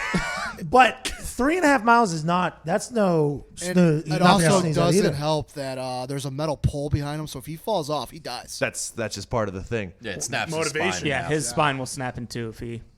Okay, there's a reason to watch. Right. Mm-hmm. What hour do you think the potential spine break? 2. I think we're gonna learn. We are gonna learn a lot in those first 2 hours. What kind of shoes are we running? Adidas or Nike? Adidas. Are you an Adidas athlete? Ooh. Yeah, for this I am. Really? The Ultra Boost are very comfy. Oh, they are. They are very comfortable. I can't get my fat feet into them. I don't like that the shoes there for a little bit took a turn to having no tongue because I need that thing. I got fat feet, so I need to turn. Nowadays, I got to turn my thing sideways and I got to do the entire pull thing. I pull like a hammy and a groin while doing it. But once you get into Climacools, they do have a nice form fit to the bottom of the foot there. Yeah, and I put Dr. Scholl's in them. Oh, smart. Well, my feet would not be able to get in there if you added anything. I respect and appreciate the fact that it's a little tight. Are you going to jog at all? No, no. And by the way, he don't will be think going so. tomorrow live during this show. He will still be in. Starting in an hour and 7 minutes, he's getting on a treadmill. And tomorrow, when we kick off the show, he will be on a treadmill still. If you get a chance, throw some T's and P's to Diggs. What do you think? How can people help you during this thing? Is there any help that potential viewers of this can do, or maybe us in the office? Is there anything you think that'll be able to help you? Well, I mean, just support from you guys, and then everyone watching on twitch.tv/CPAT McAfee show. It's becoming the Dig Show, by the way, for the next 24 hours. Yeah. I think you send some bits into there. Oh, for the cause. Oh, I forgot that you can send some biddies in. For the cause. You to dump them out for bits? No. Yeah, you will. You have to. Diggs, you get 4 We hours. can turn it into like an AMA, though. Oh, yeah. Ask me anything? Yeah. Yeah. By the way, that's what Twitch is the entire time. So, yeah, expect that. There's little challenges, I believe, that the boys and I are setting up. There's a trivia challenge. There's a potential video game challenge. I believe there's a board game challenge that's going to happen where he'll be able to gain some, like a half mile if he does something or accomplishes something. And on the flip side, the speed will get bumped up a half a mile an hour for a certain amount of time if he fails. I mean, this is going to be a pretty good time. And if you got nothing going on for literally the next 24 hours, just go ahead and pop over to twitch.tv/the Pat McAfee Show, because you'll probably see an Italian kid from Pittsburgh dying. Yeah, and I don't need words of encouragement because I don't normally respond well to positive words. So if you want to say negative things to me on there, that's much better. Oh, you asked for it. That was a bad idea. You saying you could do 48 miles in one day, terrible idea. You saying, hey, I only respond to negative things on the internet, you're going to regret this like a month from now. You are going to regret. You just opened the floodgates because the amount of positive things that are going to come to you now, because everybody knows you hate them, is just next level. I mean, I'm going to have a Tim Tebow speech on deck for you, literally, maybe a turn of every hour. Well, Tim's a different story. I mean, everyone responds to Tim Tebow. That's interesting because your view is on Tim Tebow. Really 180 this entire thing. I'll text him. Commie LeBron, which is an interesting name, on YouTube says, no challenges. Just let the dummy jog on the treadmill till his feet bleed. That's the negativity that you asked for. That's going to happen regardless. You're wearing white shoes, too, by the way. Aggressive decision because there will be blood like Kirk Chilling on the back of that. These are not my walking shoes. Oh, those are the show shoes? Yeah, even though the walking ones are also white. Bear Holden Whale just said, Diggs, you're the nicest guy to ever exist. Wow. I don't like that. Tony. That's going to come for the next 24 Was hours. this guy listen to the show for one day? Well, No, this is just strictly to offend me. To make him. Diggs is doing some reverse psychology. I think I don't know if I like it. That I'm starts caught in the middle. I don't know which one I like. That starts in an hour and 4 minutes. Need to get the quiver guy in here that you ran into. That'll get Tony going. Almost killed a guy this morning. Tornado last night almost killed a guy this morning. I've never seen anything like this before. To get here, I have to get on a couple highways. I live a little bit. I'm still considered in the city, which doesn't make any sense, but I'm like a 15, 20-minute drive. And my final road is obviously the street that we're on. I go under a bridge, and then there's a red light, and then another block where there's a television station and a red light. But that one where you're coming out from under the bridge, if you're on the other side of it, you can't really see into the bridge. So you got to bank on the green light, red light, and the walk sign for people. And they're pretty wide open streets this morning, which was very different than yesterday. I think everybody's hungover from how much they were outside yesterday. So I'm cruising. There's nobody in front of me. There's a guy to my left kind of tailing me a little bit on the left. It's 4-lane road, so 2 lanes. And I'm going like probably 35 miles an hour. I think the speed limit is like 30 or whatever. I'm not even speeding. I'm just cruising. This morning was Zach Brown radio on Pandora. I mean, I was feeling good. The sun was out. Here we go. I survived a tornado. I had a purple Doppler. Here we go. I'm cruising. I'm almost at work. Excited to get in here and watch Diggs walk. Excited to do everything. I was like kind of pumped to get to work for the first time in a long time here now. And I'm just driving, cruising. And this guy wearing a Carhartt tan jacket, thick jacket, had this big hood on. He's walking on the sidewalk. As I'm driving, green light on the bridge, but I see him up at the corner.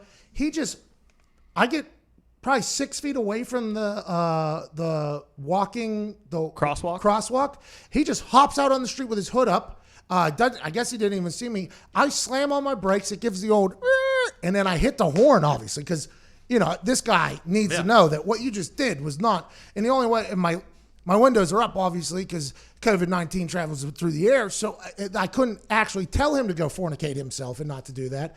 I had to beep at him. This guy didn't even blink. He turns, he looks at me with his demon eyes. He had these demon eyes, and he gets his arm and he starts pulling a quiver immediately to the quiver, looking me right in the eyes. And I'm like, this dude was 6 feet away from death. He didn't flinch. He didn't budge. He just turned and looked at me and did this fake little thing. And I was like, oh. I like kind of laughed. I couldn't help but respect it.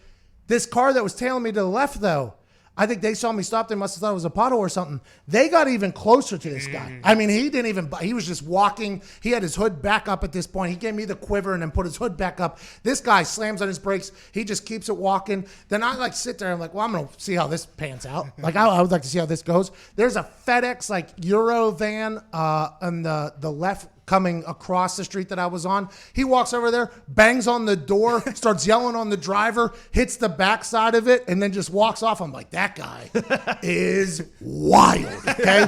So now our office, though, is only a block and a half up from this. Not a lot of streets. And this guy is yelling at everybody, okay? I don't know what he's on, whether it was the spice, he got some bad potpourri, or maybe he's on some meth, possibly. Those demon eyes, I ain't never seen them before. I don't know what you get from those. But I park now in our parking lot, and it's just me and this guy on the street now at this point, right? It's just me and this guy on the street. So I'm in my car. I'm like, if I get out of the car, I'm going to have to fight this demon who didn't even flinch at a truck potentially running his ass over. So I just stayed in the truck, right? I almost felt like soft, but I FaceTimed Nick, and I'm like, yo, Nick, look outside right now. There is a walking, talking demon meth head. And this guy is walking by the office. He's screaming at me while I'm in the truck, okay? So he's just screaming at the truck on the other side of the street. And I'm like watching him. I have my reverse on so I can see him in the camera. And I'm enjoying it. Like, I'm laughing at this. He gets like a block down or whatever. Like, okay, now I can go outside. The devil isn't out there anymore. And I walk out. I walk across the street. The guy turns around, gives me one massive fornicate you. He did not forget about me. Gets the quiver out again and then just walks it off. And I'm like, well, that guy's going to kill somebody today. And I'm happy it wasn't me. Wild morning this morning. You were dealing with Legolas. Yes. From Lord of the Rings. He's an elf. Be careful. This guy did look like an elf. big archer. Bro, he had those jeans like from back in the day, like the old Janko Fubu, the big old jeans on with that Carhartt thing. 6 feet away, that guy. My truck is a jacked up F-150 too. It's not like some small.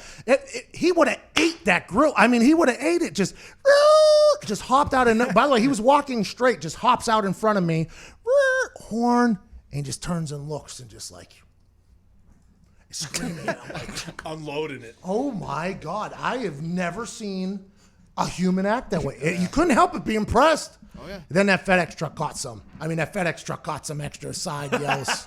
That guy, I don't know where he's off to or where he's at right now, but damn, I wish I had that type of composure in wild situations like he had. He's probably waiting in the parking lot.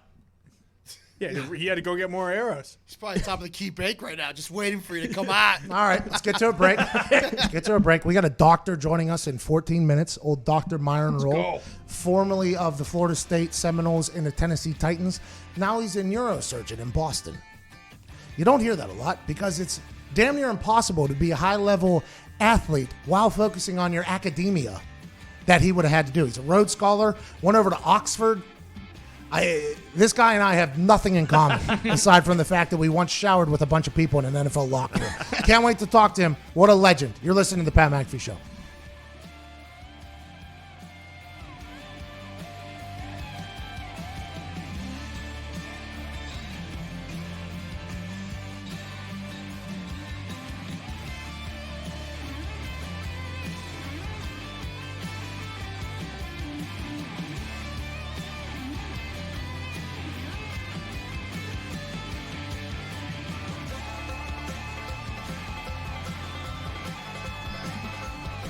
Ladies and gentlemen, our phones didn't work for the first hour because Connor refused to check on his job before we went live. Jake, you turn on everybody's mics, yeah. Connor, do you feel as if this was your fault the phone's not working or somebody else's? You know, I'm not one to pawn off blame here, but palm off blame here. But Are you smoking some Pall Malls? But no, this is on me. I'm going to take this one to the chin. I'm sorry to the callers. How is this set of callers? Not bad. Honestly, Sean from Indianapolis brought the heat. All right, let's go with Sean from Indianapolis. What's going on? Oh, my God, this is the same thing I just talked to Zito about. What's going on, Sean? Not too bad, Pat. Hey, I was thinking maybe Boston Connor was a stooge and a sellout, but he got it fixed. So I'm applauding him for that. I'm still a stooge. Okay, but yeah. thank you. I mean, he didn't really do it. Now, And Pat, he didn't get it fixed. have- He just sat back there while other people got it fixed. But he at least acknowledged that there was a mistake. What, 25 minutes into the show? Yeah, correct. I was in a rocket on the way to the space. I don't know what you guys want me to do. Now, Pat, I do have to say, I'm a high school student here in Indiana, and your show is keeping me going. Oh, my I man. will say that. Thank you. Thank you to you and the boys for keeping this show going, keeping me entertained throughout my schoolwork, okay? Sean, Appreciate it, man. please thank the local meth head, too, that almost died on the street this morning because he is providing us a lot of entertainment as well. What do you want to talk about, brother? Okay, so, Pat, we know that you know thousands And thousands of famous humans on this very earth. I don't. So who would be the 3 other guys that you would pick to be in your dream foursome on the golf course, and what golf course would you play? All right, thank you, Sean. I appreciate that. See, this is tough. I talked to Zito about this yesterday because he picked hey, if you could smoke with 3 other people on earth, who would it be? And I'm like, I feel like that's a question that I should at least have a moment or two to think about because that's this same thing. Great question. But if I put out a foursome right now or other 3 guys that I would like to golf with, I think I could potentially miss some people. So I'll say this. You hold it for next break, too. I'll go. I would I want Robert Kraft, Bill Belichick, and Tom Brady. That's who I want to golf with, and I cannot wait to see what we do or talk about. By the way, Kraft sitting in my cart. Belichick and Brady are in their cart. Nice. And the rules will be that you have to go to everybody's ball. So both carts, all 4 of us will be together the entire time so we can just hear what they have to say. I think right now that is the dream foursome for me. Just so I can, hey, I heard a lot of talk yesterday by Tom and Howard Stern. Let's go ahead and air some of this out, okay? He knows genuinely how Bill Belichick feels. Let's see it in action. That's all I want to say. Let's see it in action. That's who I would pick. Aside from that, get John Daly out there. I've got a chance to golf with him. That's pretty legendary. His backyard golf course on a mountain in Arkansas was awesome. He did an IG Live last night. I didn't watch it, but I'm sure it was great. You know who I would choose? I miss him. Oh, I do miss John Daly. Fuck it. You want to go in my pool? Was that hole 13? Yeah, we do, John. How's the golfing going? Man, fuck the golf. You want to go to my pool? I do, yeah. All right, let's go over there. And then we went to his neighbor's house behind there and smoked the largest baseball bat I have ever seen in my entire life. Those people down there in Arkansas are good people. All right, we're back to the radio. Great question. Appreciate that, Sean. And stay up, kid. High school can be tough, especially in this type of time.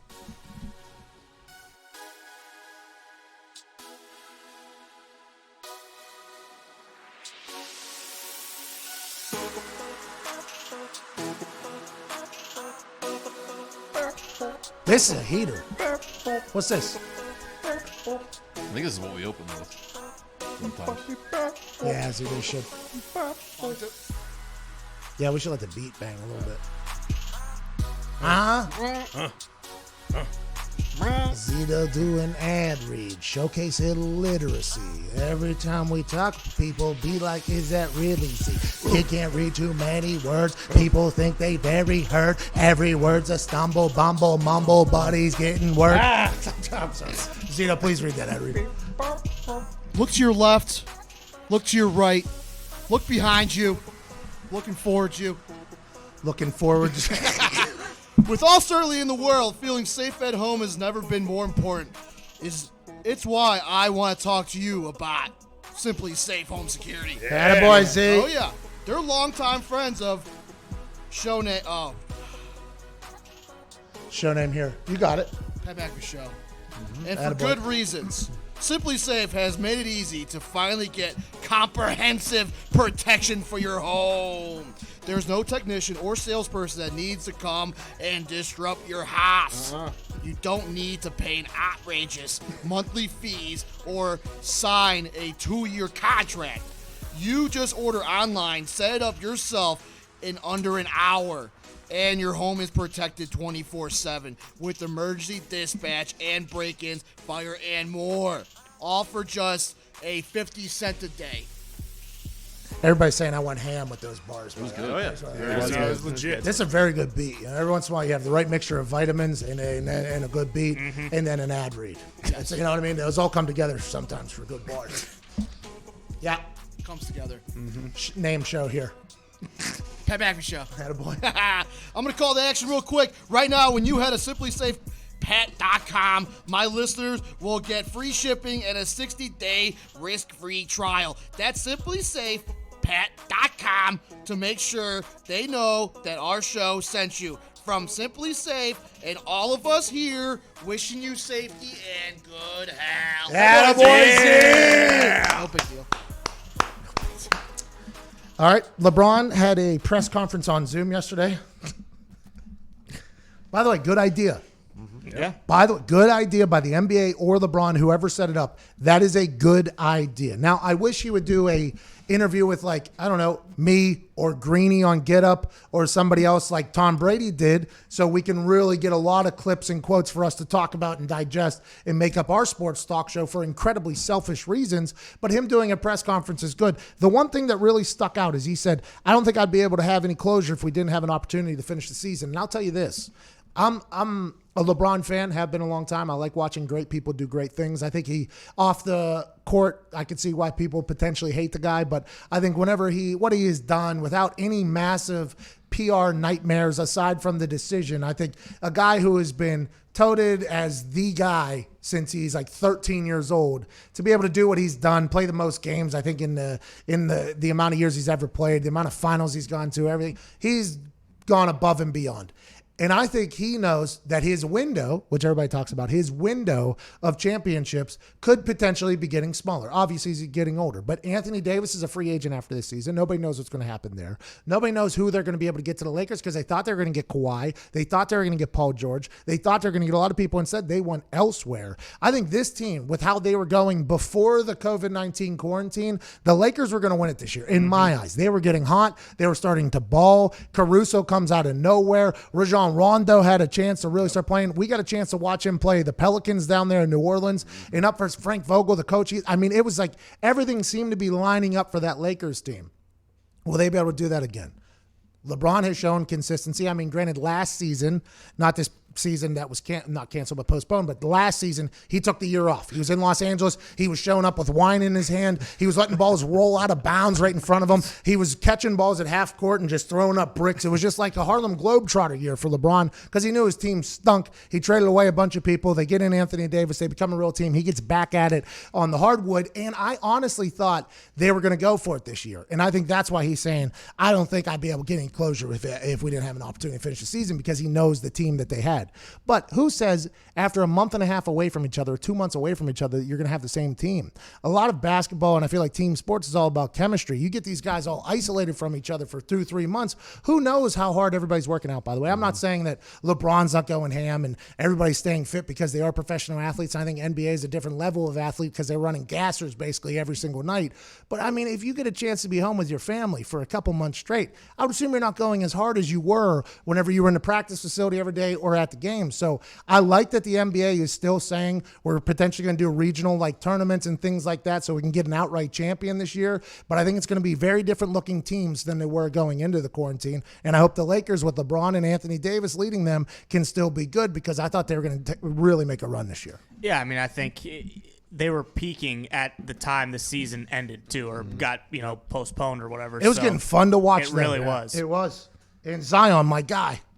They're making a run too. My guy. Should we go to a break now? I don't know either. We just went to a break a little bit ago.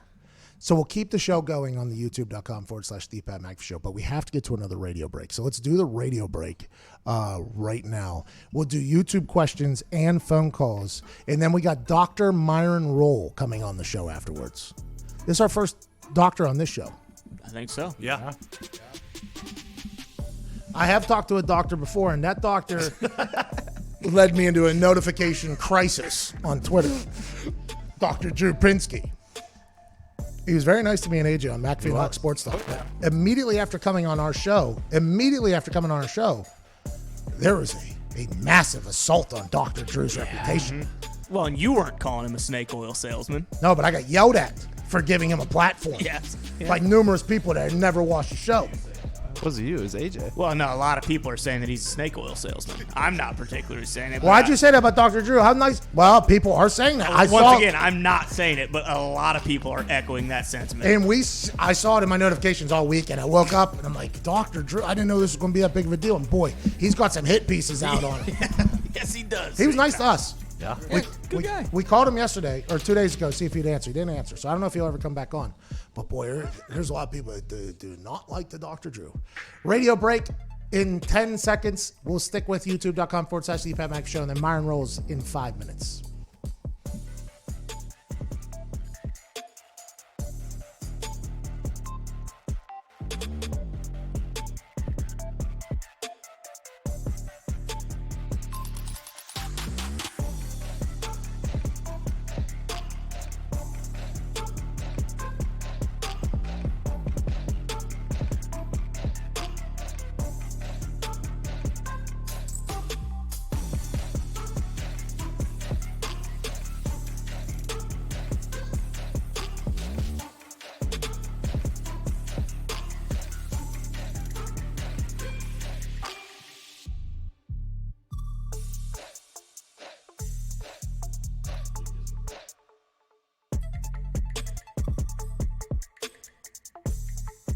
It's real. This paragraph to you while he's driving is killing me. Oh, yeah. Yeah, because you can't tweet and drive around Indianapolis because some of these homeless folks will jump out and get themselves killed on you. Legit. That guy was trying to die. Something happened with your microphone. I don't know what it was. It sounds like you're talking to us from space. Yeah, I am constantly in space, but I didn't hit the mic or anything below it or the wires. I'm sure you did something. I mean, remember, you broke that the other day. You broke this the other day. You're just a destructive individual. I guess. All right, ladies and gentlemen, every once in a while we like to get into the YouTube comments section, which is worldly known as the most beautiful place on planet Earth. Ladies and gentlemen, it's time for YouTube questions blowing in. YouTube questions. Zito. Coming from Quaplan. That's Q-A-P-L-A-N. Q-Aplan? Q-Aplan. Quaplan. Q-Aplan. Yeah.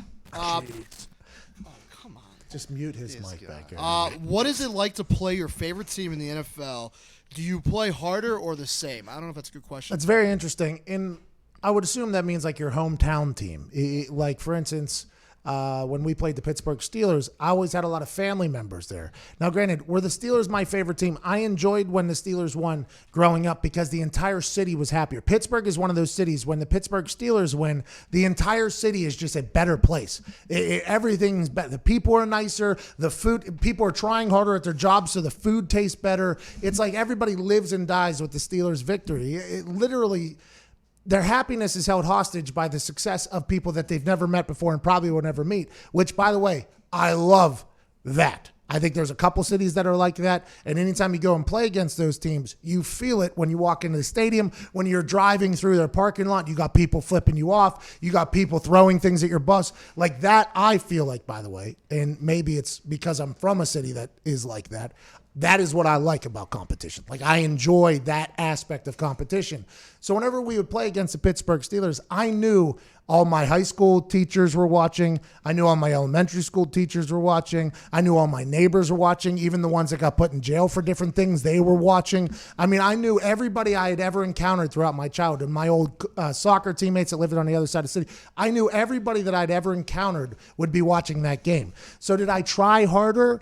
I don't think so. But whenever you get embarrassed, you know, like when Antonio Brown jukes the shit out of you in the middle of Heinz Field, you know that every human you encountered growing up saw that and is either like, I thought of me won't go be fucking shit, or they're like, oh, Pat, our guy Pat just got done. Now, granted, when you complete a pass against the Steelers on Thanksgiving when literally every human you've ever encountered said, it is a nice moment to let that dick swang a little bit and get a little billionaire strut. So it is a little bit different. I don't think anybody tries harder. They just know that the repercussions of their actions on that field are going to be definitely seen by the people they've encountered their entire life. Great question, though, by Q Aplon. Q Aplon, ladies and gentlemen. Big weekend for him. That's what I've heard. That was YouTube questions.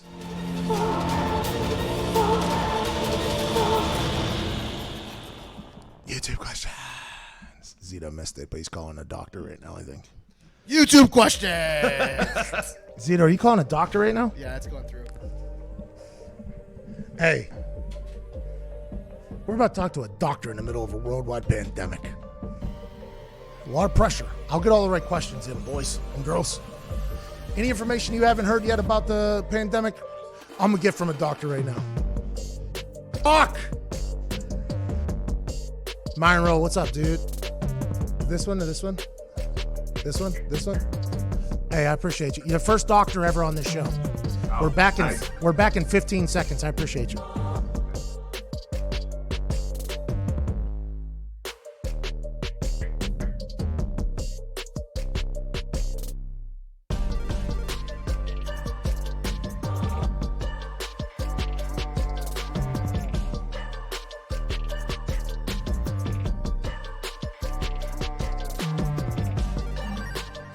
Welcome back to the Pat McAfee Show. Joining us now, everything I'm about to say will probably be a first and a last for this show. Joining us is a Rhodes Scholar. Joining us is a neurosurgeon. Joining us was a stud at Florida State and played for the Tennessee Titans. A man that went to Oxford while at school at Florida State. Ladies and gentlemen, Dr. Myron Rowe. Yeah! Doc! Attaboy, Doc! Wow, that was awesome. Hey, Doc, you're awesome. Before we get into you battling coronavirus right now, you're a neurosurgeon, but you've been pivoted into the front lines of the pandemic because of how big it is in Boston. First of all, thank you for your service. I appreciate the hell out of that. Before we get to all that, though, I want to go back to when you were at Florida State. How the hell were you able to be pre-med and play football at a high level? Because I was a communications major, and I'll tell you what, damn near wasn't eligible for my senior bowl game. I don't know how were you able to balance those two things? It doesn't make any sense. How did you have enough time in the day? You are such an outlier in this world. How did you make it work? Yeah, well, first, thanks for having me. I really do appreciate it. For me, I think it was finding a space where I could really perform in the classroom and on the field. So really creating that space and like advocating for myself. When I went on my recruiting visits as a high school student, I would tell Bob Stoops at Oklahoma and Bobby Bowden at Florida State and at the time Lloyd Carr at Michigan, like, hey, I want to go pre-med. I want to be a Rhodes Scholar. I want to make sure that I can get these things done while I'm here with you. I can't sign with you unless you give me that commitment. And they were like, yeah, absolutely. So they carved out space for me to go to labs and for me to do these things because they know I took it seriously. And it was important for me to not only perform well on the field, but also to get my degree and do well. And then in the summer times, I did not go home. I got on my boogie. I did 18, 20 credit hours. I was really, really going advanced and trying to take the harder classes like organic chemistry and biochemistry in the summer when it was a little bit slower, slow it down when I got to the fall so I could focus on football and then pick it back up again in the spring. And all those things seem to work out together. You're making these decisions as an 18-year-old, a 19-year-old. I was getting out $40,000 in loans just to party. I didn't even know what a Rhodes Scholar was going. Like, I to be honest, until you won it, I don't think I even knew it existed. I was like, a guy playing football just won the Rhodes Scholar? Damn, that must be good, I assume, because I never heard it before. Like in high school, I assume you were just like at the top of the charts for everything and you kind of saw what the opportunity was with that incredible brain of yours. And then you just so happen to be this incredibly gifted athlete as well. And who helped you with these decisions and process and maybe shaping your future? Because that seems like an incredibly mature thing to talk about as an 18-year-old. Yeah, certainly. My family, for sure. My parents, my brothers, we're from the Bahamas, and my parents put a lot of these role models in front of me, like Ben Carson, got me interested in neurosurgery. He's a neurosurgeon from Hopkins, now Secretary of HUD in D.C. Nelson Mandela and Kofi Annan and Booker T. Washington, W.B. Du Bois, they wanted me to see these black figures who look like me, came from similar backgrounds, so I can sort of pursue my academic achievements with vigor and veracity while still playing the sport that I was passionate about. And I went to high school in Princeton, New Jersey, so I'd walk over to the university and read about a guy named Bill Bradley who won a Rhodes Scholarship, New York Knick and senator. And I was like, oh man, if I can do what he did as a true student athlete, then maybe I can, achieve some other goals and help inspire some people. So he kind of put the idea of Rhodes Scholar in my head, and I put that to the metal when I got to Florida State, and thankfully it worked out my junior year. What the hell is the Rhodes Scholar? I know it's a big deal. I know it's a very big deal, and if our recollection is correct, I believe you were on a plane for something happened where you were on a plane right before a game because you had to take a test at Oxford. What is the Rhodes Scholar, and how do you apply? What is it? Yeah. So the Rhodes Scholarship is probably the highest academic award you can earn as an undergraduate student. It's awarded to about 32 people every year out of hundreds of thousands of applicants. It's very, very tough. It typically does not go to a jock. Bill Bradley was probably the last major one to win it. Pat Hayden, quarterback at USC, he won one as well. And then you have people like Bill Clinton and Susan Rice and Rachel Maddow, General Wesley Clark. You have some really extraordinary people who have won it in the past. So you go to Oxford University for either a year or to 3 years where they pay for any sort of educational endeavor that you want to pursue. I got a master's in medical anthropology because I wanted to look at the social and cultural aspects of medicine, find that gray area of medicine, find out why people take their traditions and customs and gender roles and post-colonial stigmatizations, how they include that with their healthcare treatment and their treatment process, healing process. So I can be a neurosurgeon one day who also understands the people that I'm treating. And so Oxford was great. And then I took my interview at Birmingham, Alabama, the same day we were playing the University of Maryland. So I took the interview, did well, won the scholarship, got on a private plane up to College Park, Maryland, got to the game around the second quarter. We won the game 37-3, and I won the scholarship that day. It was a big day for Florida State, my family. It was really cool.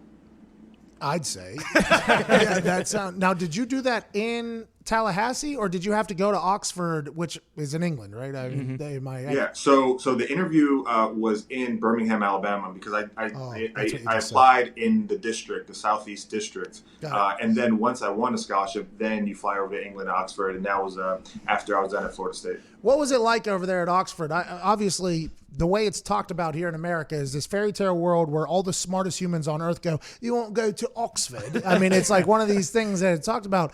How many Americans were there? And I would assume that it's just like a pretty legendary place to be at with the amount of brains that are around you that are equal to. Is it the first time you'd ever been like around your peers that you felt like were equal to you whenever it became to the academic world?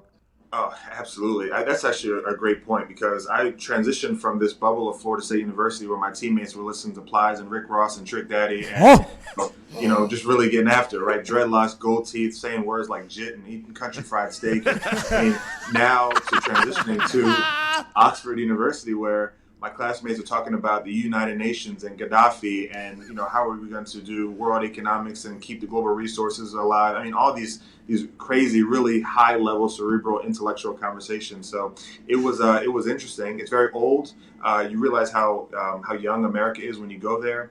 But it was a place where I've developed friendships that have lasted a lifetime. I have friends in Zambia now, Cairo, Egypt, Perth, Australia, all over the world because of my time at Oxford, and it's a time and an experience in my life that I think has inspired other young people, especially if they come from the Bahamas where I'm from, or from anywhere, and say, look, if I want to achieve academic success, here's a guy, Myron Roll, who did it, and maybe I can do the same. So that made it worth it for sure. Being a role model is obviously not only a lot of pressure, but a big challenge, and I think you're a great one. Do you feel as if you're in the middle of one of those conversations you were having in those Oxford classes right now? Yeah, of course. Yeah, of course. This is it. This is exactly how it was. All right, let's pivot to now. Obviously, we're in the middle of some of the craziest times in our world's history. The Spanish flu in 1917 or whatever back in the day. I don't think there's anything that's comparable to what we have going on right now. You're a neurosurgeon, but they've pivoted you into being on the front lines of the coronavirus right now because Boston has so many people affected by it. What is something about this coronavirus you think that is maybe, and I don't know how much you've heard about the outside world because you've probably been working a lot, but what do you think is a misconception about this coronavirus? There was a lot of talk about, oh, it's just a flu at the beginning. Then obviously everything has changed. Like, no, it's not a flu. This is a very different animal. It's an airborne virus and things like that. What do you think is a misconception maybe about the coronavirus? And what is day to day like for you up there while you're treating patients up there? Well, I think your first question, one of the misconceptions is that, it's very infectious and it can hit anybody. And I know we've been hearing a lot of times that it's a certain subset of the population that get hit the hardest. And that potentially is correct, but this coronavirus has a propensity for angiotensin converting enzyme spaces, which is just a fancy way of saying in the lungs, right? There's alveoli in the lungs. It gets there, it sits there, it incubates for a couple of days, and then 5th, 6th, 7th day, boom, you quickly decompensate potentially.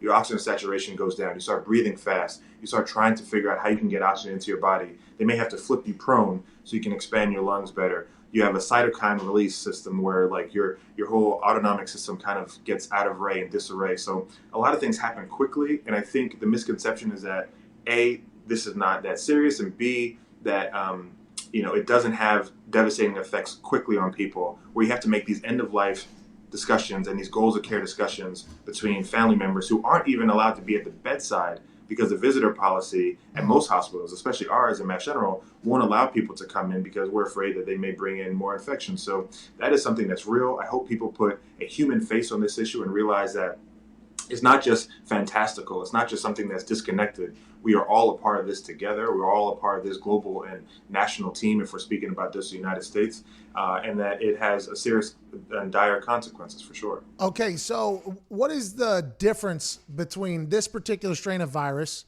that it can, it depends on what day it is, the information you hear.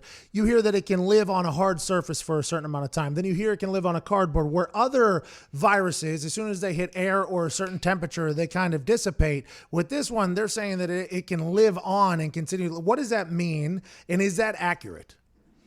So yes, we have heard, stories that this virus has an envelope, really like a protective covering that allows it to live on these surfaces, door handles, anything that you basically touch. And that's why it's so important for hand hygiene. We were mentioning that early on, and I think people have sort of taken to that. If you can see the amount of consumption of hand sanitizer around the nation, maybe it's just a little bit of hysteria trying to be prepared, but it's something that's real.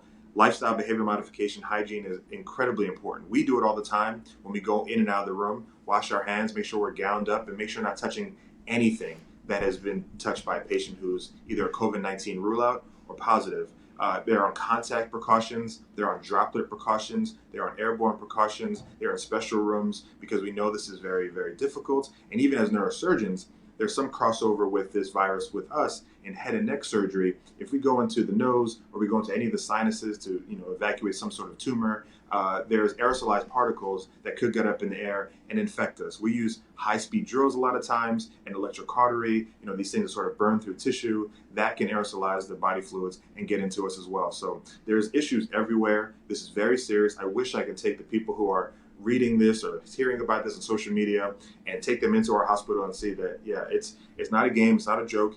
We still have a long way to go, and it takes some time, and we're doing the best we can on the front lines for sure. We'll talk about the curve in a little bit, because out here in Indiana, the sun's getting a little bit brighter. The weather's nice. It feels like people aren't quarantining as much as they were maybe in the last 3 weeks, 4 weeks. I think Indiana is a place that was really taking the precautions seriously. The roads were emptied. There's a lot going on. Then the weather changed, and it feels like people went from being stir crazy to feeling freedom to feeling invincibility. Are we at the point where the people who have it are contained enough, where the quarantining isn't as necessary as it has been in the past? Or do we still think there are potential asymptomatic carriers and people walking around who have it who can continue to maybe bump this curve right back up to where it was headed before? I'd say the latter. I don't think we're out of the woods. I think we have some more time to go for sure. And, asymptomatic carriers, you feel good. You feel like you have that cloak of invincibility, like you said.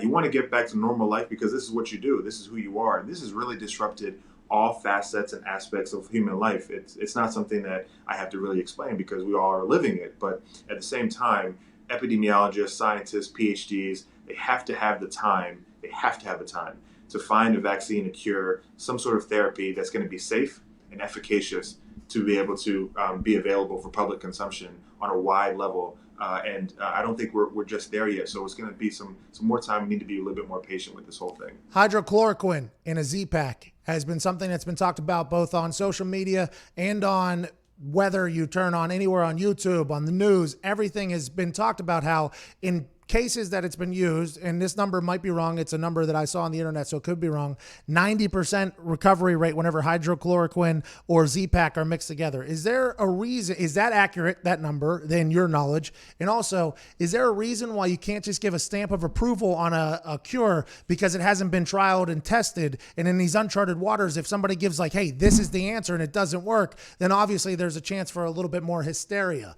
What do you feel about the hydrochloroquine and the Z-Pack combination? And is that potentially going to be our answer in the long haul, and they just don't know if that's the case yet?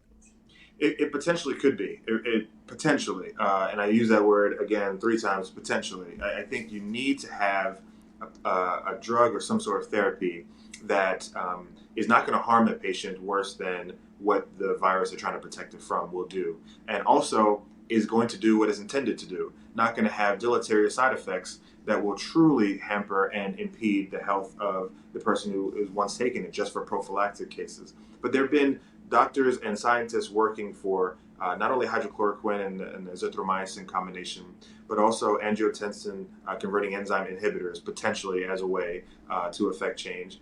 Some antiretrovirals as well. So there's some IL immunoglobulins as well. Some other important scientific modalities and methodologies to try to figure this thing out. So there's several different experimental drugs going on at this point, and we're trying to expedite the process. But I think the most important part is that we just need to remain patient and not become subject to the time of haste, that we just need to get back to our normal life and watch sports again, or go back and play on the street again, or go and join these large crowds in our favorite gatherings before we truly have an answer. As medical professionals, we are at baseline very conservative, and so we want to make sure that things are incredibly safe before we distribute it to our population, because at that point, if we do and it ends up being harmful, that just adds the census to the hospital, overrides it once again, and this idea of maybe getting people out of the hospital because you're treating them with this drug actually backfires on you, because they're actually coming back in and re-stressing your healthcare system, which can be very difficult. Okay, so here in Indianapolis, Eskenazi Hospital downtown, they had the ability to change their entire hospital to an IC. Every room could be an ICU room for this coronavirus victims. Now, the big talk out of Europe and Italy was that the medical system couldn't withhold the amount of patients that were coming in. The infrastructure was basically not enough for the amount of people. I heard that story in New York. They were building tents in Central Park. They had other things happening. You look outside of hospitals, they have tents in the parking lot where people are coming in, getting tested, and then maybe filtered in. In Boston, where you're at, is it at capacity? Or does your hospital continue to be at capacity? Or have you seen a little bit of a waiver in the amount of people coming into the hospital with the COVID-19? I would say the latter. It's kind of going a little bit maybe plateaued, but I think it's going to spike. And for our hospital, we've been proactive in trying to maybe even get our pediatric patients out of the hospital and into our children's hospital, because as we know, the children's can be carriers and they can be anitis, but they aren't typically the worst affected by this. And so if we get them out of our hospital and to another hospital across the street, that opens up the pediatric wards and pediatric ICU to be ICUs for adult patients who come in with COVID-19. So these are some of the ways we're trying to do this. Our PACU, our post-op anesthesia recovery areas that we do after surgery, those areas are now be turning into ICUs, and we're trying to consolidate the PACU spaces for our post-op patients. So just being creative with our bed space, being creative with our personnel, making sure that only essential staff members are in the hospital so that you're just not reinfecting people who are here with us every day. All of that is important. I think in the next week, we're really going to be challenged, and our administrators and leaders just need to continue to make the decisions that keep us ahead of this issue rather than playing catch up, and that's important. Chris Cuomo, Paisan, who works for CNN, I guess he had a nasty bout with COVID-19. He talked about having hallucinations. He said he was obviously puking and massive temperature and shivers and everything like that. Have you seen it? And by the way, that was the first time I had heard the extent of how bad this virus really is for people. At your hospital, is there levels to this thing, or is there like hey, this is like an average COVID-19 patient? Oh, damn, this is the hallucination, shivers, puking, COVID-19 potential pass away. Like, is there levels to it, or is everybody that gets it basically in a terrible spot? I mean, everybody. Yeah, no, there's certainly levels to it. You're absolutely right. And it starts off not as severe as one may think. You're like, okay, you tested positive with a nasopharyngeal swab. You tested positive again. So it's a true positive. We actually believe that test to be real. And then you're managed and you're taken care of, and you're in critical care, and you're having acute, Q1 hour, maybe Q 30-minute checks from nurses and the staff. And then by day 5, 6, or 7, boom, then you have the cytokine release. Then you have respiratory distress. Then you have compromise in that respect. Then you start decompensating quickly if it gets very severe, and if you are somebody who's potentially with pre-existing and pre-morbid conditions that put you even more at risk. I think what's positive about the Chris Cuomo situation and others who have the platform to speak about this issue, it gives us anecdotal, real-life information on what's actually happening. It takes us in the world of COVID-19. And again, I think that just adds a human face and a real story behind this, so that people say, you know what, this isn't just some far out-reaching, stretched out figure. This isn't just some hysteria or scare that people are trying to get over on us. No, this is a real thing that people who we somewhat know through media, at least, or through our communications, they're going through it, and it could happen to me too. Anytime you put a face to a cause, it obviously hits home a lot more. I think a lot of people did that with Chris Cuomo. You mentioned there that you do one test and then you do a second test. Has there been a lot of false positives you found on the first test? And what is the difference between the first test and the second test? And have the tests changed? Because I think I saw a graph where the first test was like they shove it in your nose, it touches your brain, and then it comes out. And a lot of people were scared to get tested almost. You're doing that twice. Is that because there was false positives, or why would that happen? So it doesn't touch your brain, thankfully, or else there'll be a lot more calls for neurosurgeons to help, for sure. But yeah, so a lot of times the double tests are done based on high risk factors. Someone being very old, having a lot of premorbid conditions. You want to make sure for certain that they have COVID-19, that you're not treating somebody who's got a false positive with all the resources available when this person may not actually have it. And it's true. It's not 100% sensitive, 100% specific test. There are hardly any tests that are like that. So it's really on the discretion of infectious disease, our wonderful medical teams, our biothreats team here at Mass General, when they say, okay, let's look at this patient's profile. Let's see if they are at high risk, they're likely to have COVID-19. If it's negative, let's test them again to make sure they're really negative. Or if it's positive, let's make sure they really are, because our resources need to be allocated correctly. Our energies and focus need to be allocated. And if we're going to put it all in on this person, let's make sure they have it. So that's important. Do we have a lot more tests than we originally had? Like, are we at the point where we have enough tests? For instance, when the MLB is thinking about building a biodome type situation out in Phoenix, where all the players are going to go out there, they're going to be quarantined in apartments, they're going to play in the 10 stadiums around Phoenix and go back to their apartments, no fans, no family, no nothing. But they thought they could potentially look bad if they're eating up tests to make sure everybody's clean when the rest of the world might not have enough tests. Is that something that the MLB should be worried about, or people should be worried about? Is there not enough tests? I think here in Indianapolis, only essential professions that were in the medical field were allowed to get tested. Are we at the point where we have enough tests to find out if people got it or not? So if people do have it, we can put them away, or are we still trying to figure out ways to create those? So I think we certainly could get more tests. I think we have a decent amount right now, but I think it's important not to just not to test everyone just based on a whim. It has to really be done based on symptoms, exposure, your history, looking at the whole overall patient profile. If you're a person who has been in contact, or at least 6 feet within contact within someone who's got a positive test or been exposed, I think it's reasonable that you get that test. And I think there are places that you can, whether it be through the Department of Health in your local communities or through major hospitals like ours, talking to your primary care physicians to sort of make sure that we manage through these waters. I think that's important, not to sort of overuse the resources that we have. while we do that, while we sort of triage these patients ourselves, I think more tests are going to be continuously being developed, especially in hotbed areas. Like Philadelphia is coming up on a hotbed situation. We certainly are. Other cities around the country, especially places where people are on top of each other and re-exposing themselves. These are things that are important. So it takes a holistic approach to this. And while we do that, by looking at the whole patient in its entirety or in their entirety, then we can kind of ramp up our test availability and accessibility to everyone. How come 6 feet was the chosen distance? Is that son of a bitch only got a 6 foot vertical, or like what? How does why is 6 feet the number? Yeah, you know what? I'm not exactly sure. That's a question better answered by an epidemiologist or Dr. Fauci, who's on TV a lot. Oh, we'll call him. Really good work. Hit him up. When you were, maybe taking an interception back to the house and jamming the Rick Ross implies in that Florida State locker room, did you have a feeling that one day you'd be on the front lines in one of America's most storied cities, Boston, battling against a worldwide pandemic? I never thought that for sure. Neurosurgery is so subspecialized. People come in with brain tumors or aneurysms or degenerative disc disease and like, okay, this is what I'm going to fight. This is what I'm going to treat. This is what I love to do. And this has really repurposed and redeployed me and my colleagues to something totally different.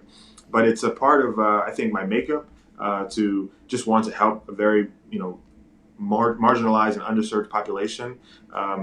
I'm from the Bahamas originally, as I might have alluded to, and we had Hurricane Dorian hit our country a couple months ago. Yeah. And I left Boston, I left Harvard, not because I'm an emergency response clinician, not because I know how to test cholera in water or how to avoid, stepping on rusty nails to get tetanus or something like that, but because I have some healthcare skills that could aid my home country. And so when I see things that are ways that I could give back and I can serve in any capacity, I want to do it. And a lot of my colleagues have taken on that same ideology.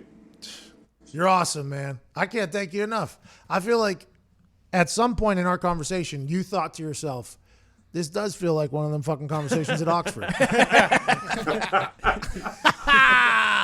Exactly, man, for sure. All we needed was like some tea and some crimpets or maybe some bangers and mash or fish and chips or something like that. Hey, we got bangers for you. You got Rick Ross implies on deck. There we go.